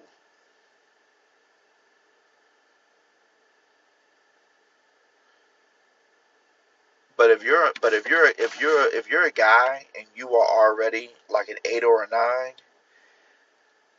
user 239 68 566 5769. That's fat. Um, for a woman, I mean 200. Anything over 140, 150 pounds as a woman, I'm telling you, it's not healthy. It's not good. It's just, I mean, you're pretty much fat. I mean, you're overweight. You're overweight, sweetie. But you know what I noticed? This conversation, it only in the black community do women think that they are the exception. That weight, normal weights don't apply to them. Is Michael Jordan 8 out of a 9? No, I would say he's more like a 7.5. He's getting an 8.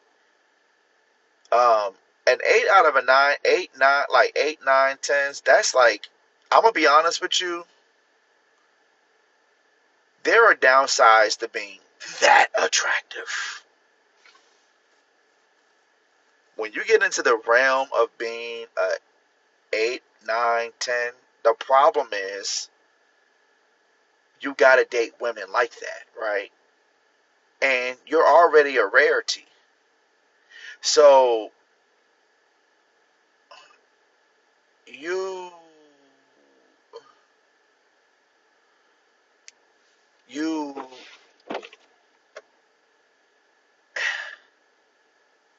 I'm gonna be honest with you. If you get to that level of looking that great, if you were born that way, this is my opinion. Hear me out. This is my opinion. What I have noticed is that men who are that incredibly attractive, part of their attractiveness is they have a degree of femininity about them. They're a bit feminine, okay? And I don't mean personality wise. I mean like just the way their facial features, everything. It's so perfect that they almost look like a blend between women and men, right? And I have a deep suspicion to think that most men like that are also that attractive because they're also gay or bisexual. Probably gay. I would probably say bisexual.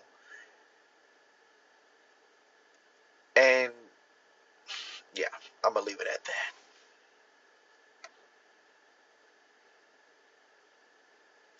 They're probably there's something about that. I just mm-mm. Those men look way too pretty. You see what I'm saying? Like they're just too pretty. Face is just too pretty, too perfect.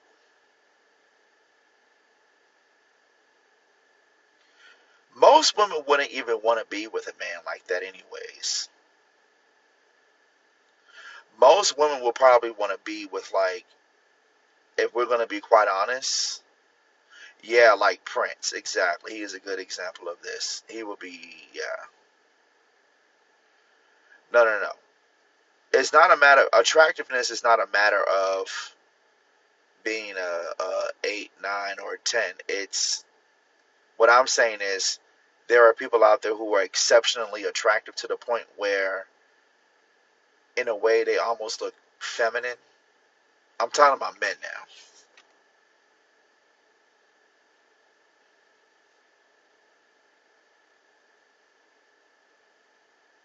Like when I think about all those guys on those Tyler Perry shows and shit, you cannot tell me that at least 50% of those men are probably bisexual. That I think, I mean, there's just no way in hell. Most of those men are probably bisexual. And Tyler Perry probably knows that too, which is why he chooses them. Like they just look, yeah. Yeah, Hollywood in general, exactly. Like,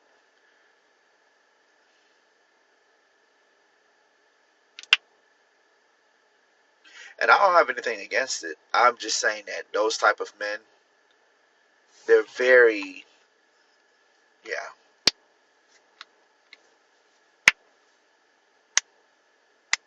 This is why I never wanted to get too involved in modeling or Hollywood in general. Yeah, like I'm trying to think who's a good example of this. Oh damn, I wish I had my other phone.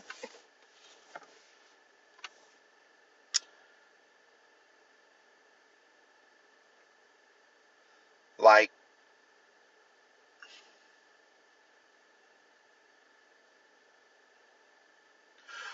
Boris Kojo. Yeah, he's an exception. But then again, you never know. Listen, you never know.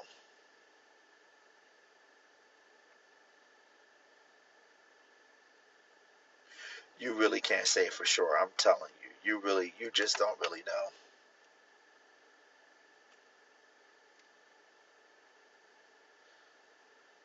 You just really don't. You never really know. And listen, a lot of, trust me, there are a lot of men out here having sex with other men. It's more common than you probably think. It's a lot of men, pretty men out there that like coochie. I'm not denying that, but what I'm saying is, I don't know. That shit is. You said Morgan Freeman.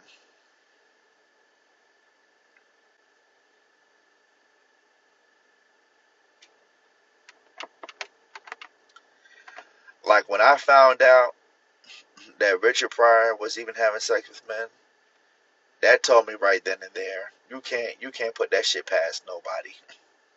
Richard Pryor, Richard Pryor was out here having sex with. Yeah, no.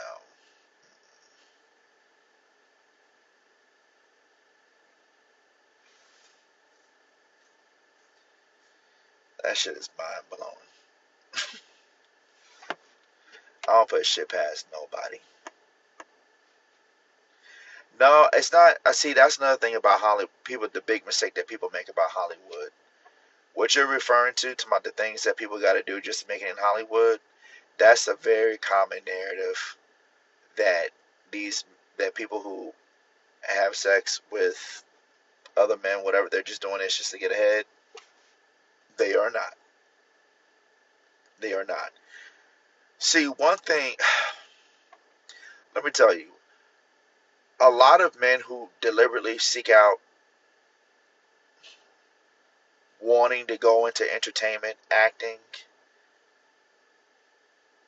there's something there. They got a little tinge. Something that they got inclinations. Not all of them. Not all of them, but a good number. It's probably more like 45%. I would say 35 to 45%. I would probably say more like 45% of men in Hollywood are probably bisexual.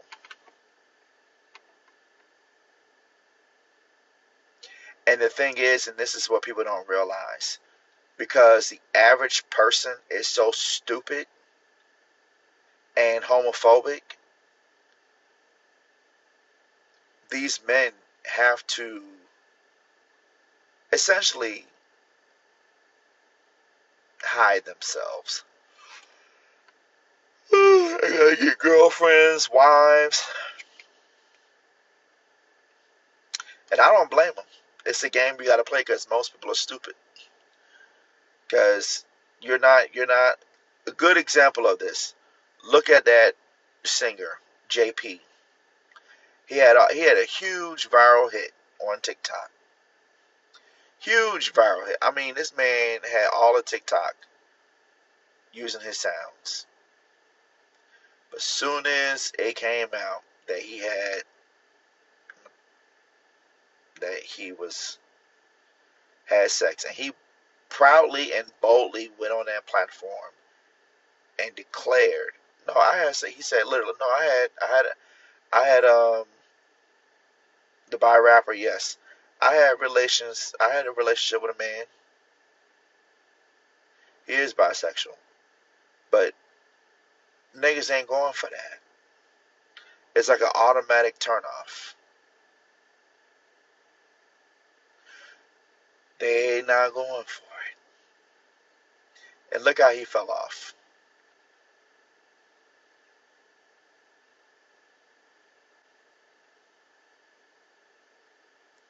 Telling you, you gotta hide that shit. You cannot let nobody know that, especially in the black community. It's gonna kill your reputation, straight up.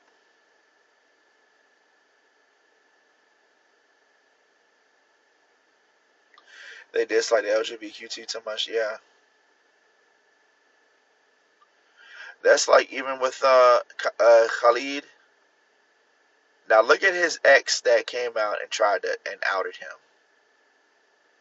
But if we're gonna be quite honest, any man that could really sing,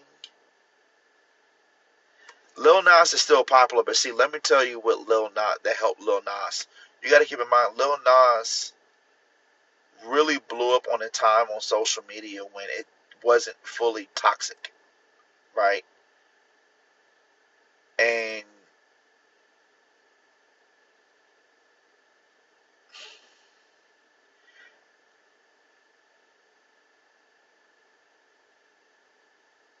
Lil Nas X,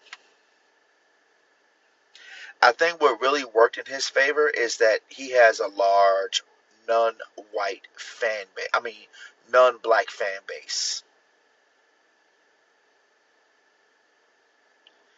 He has a lot of fans who are just not black, and that really helps him.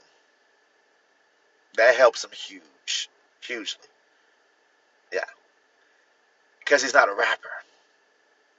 See, and that's another thing too. You can't be no gay rapper. It doesn't work. Sammy Khalid, he'll never go. He'll keep making music.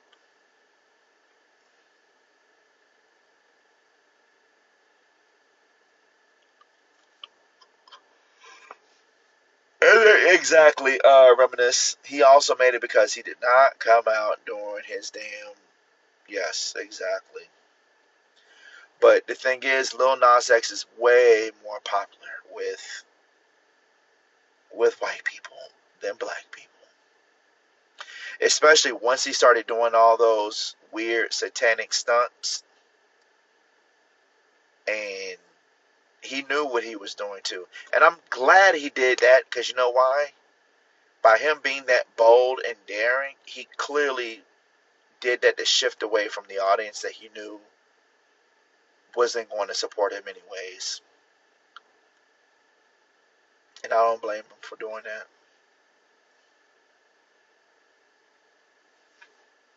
Yeah.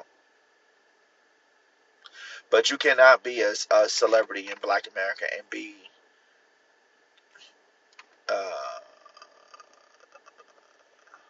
you say he kind of fell off now. Well, here's the thing: all musicians that fell off, they've all fallen off because the music industry pretty much is shitty now. It's nobody is really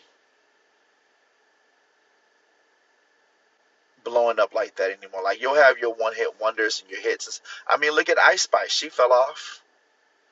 Cardi B ain't dropped music in a long ass time.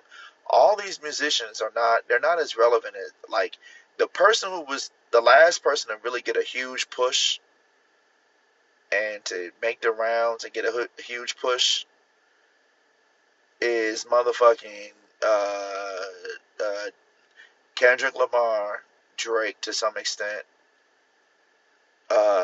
Sexy Red, the baby. He fell off too. Shit, wasn't he just doing like concerts at like he was barely selling out shows and shit? Even Lil Bit. I'm telling you, all these rappers, musicians, the black music is dying. Glorilla, no, yeah, Glorilla. I'm telling you, between Glorilla and Sexy Red, oh, of course. But what I'm talking about is like really blowing up in a very mainstream way. A lot, Glorilla, Bossman, D-Lo. If we're gonna be quite honest, they're still very much only popular within the black community.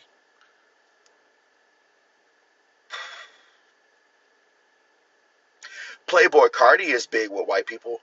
Playboy Cardi actually has a huge white fan base.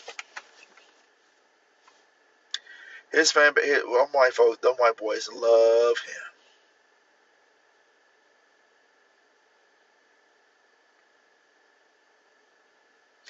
Same thing with Travis Scott. Exactly. NBA YoungBoy is in jail. Uh, and I'll tell you, it's not about the music. It's about the concerts and merchandise. See, black folks ain't paying no $500, $600, $700 to go to no concert. White people will, and gay men will pay to go see Beyonce, Janet Jackson, and Nicki Minaj. Other than that, NBA YoungBoy sold 100 million records. Uh, yeah, in his prime, but NBA YoungBoy hasn't been relevant for a minute. And NBA YoungBoy had a whole bunch of young kids buying his shit, not just black people.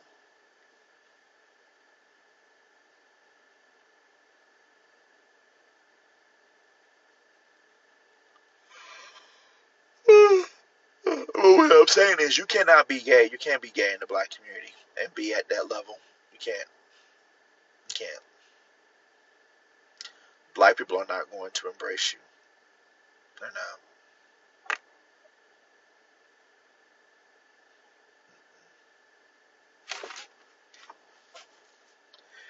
They are not going to embrace you. And I don't blame. I really honestly do not blame anybody who's in the music industry for being DL, hiding it, whatever, because you're just not going.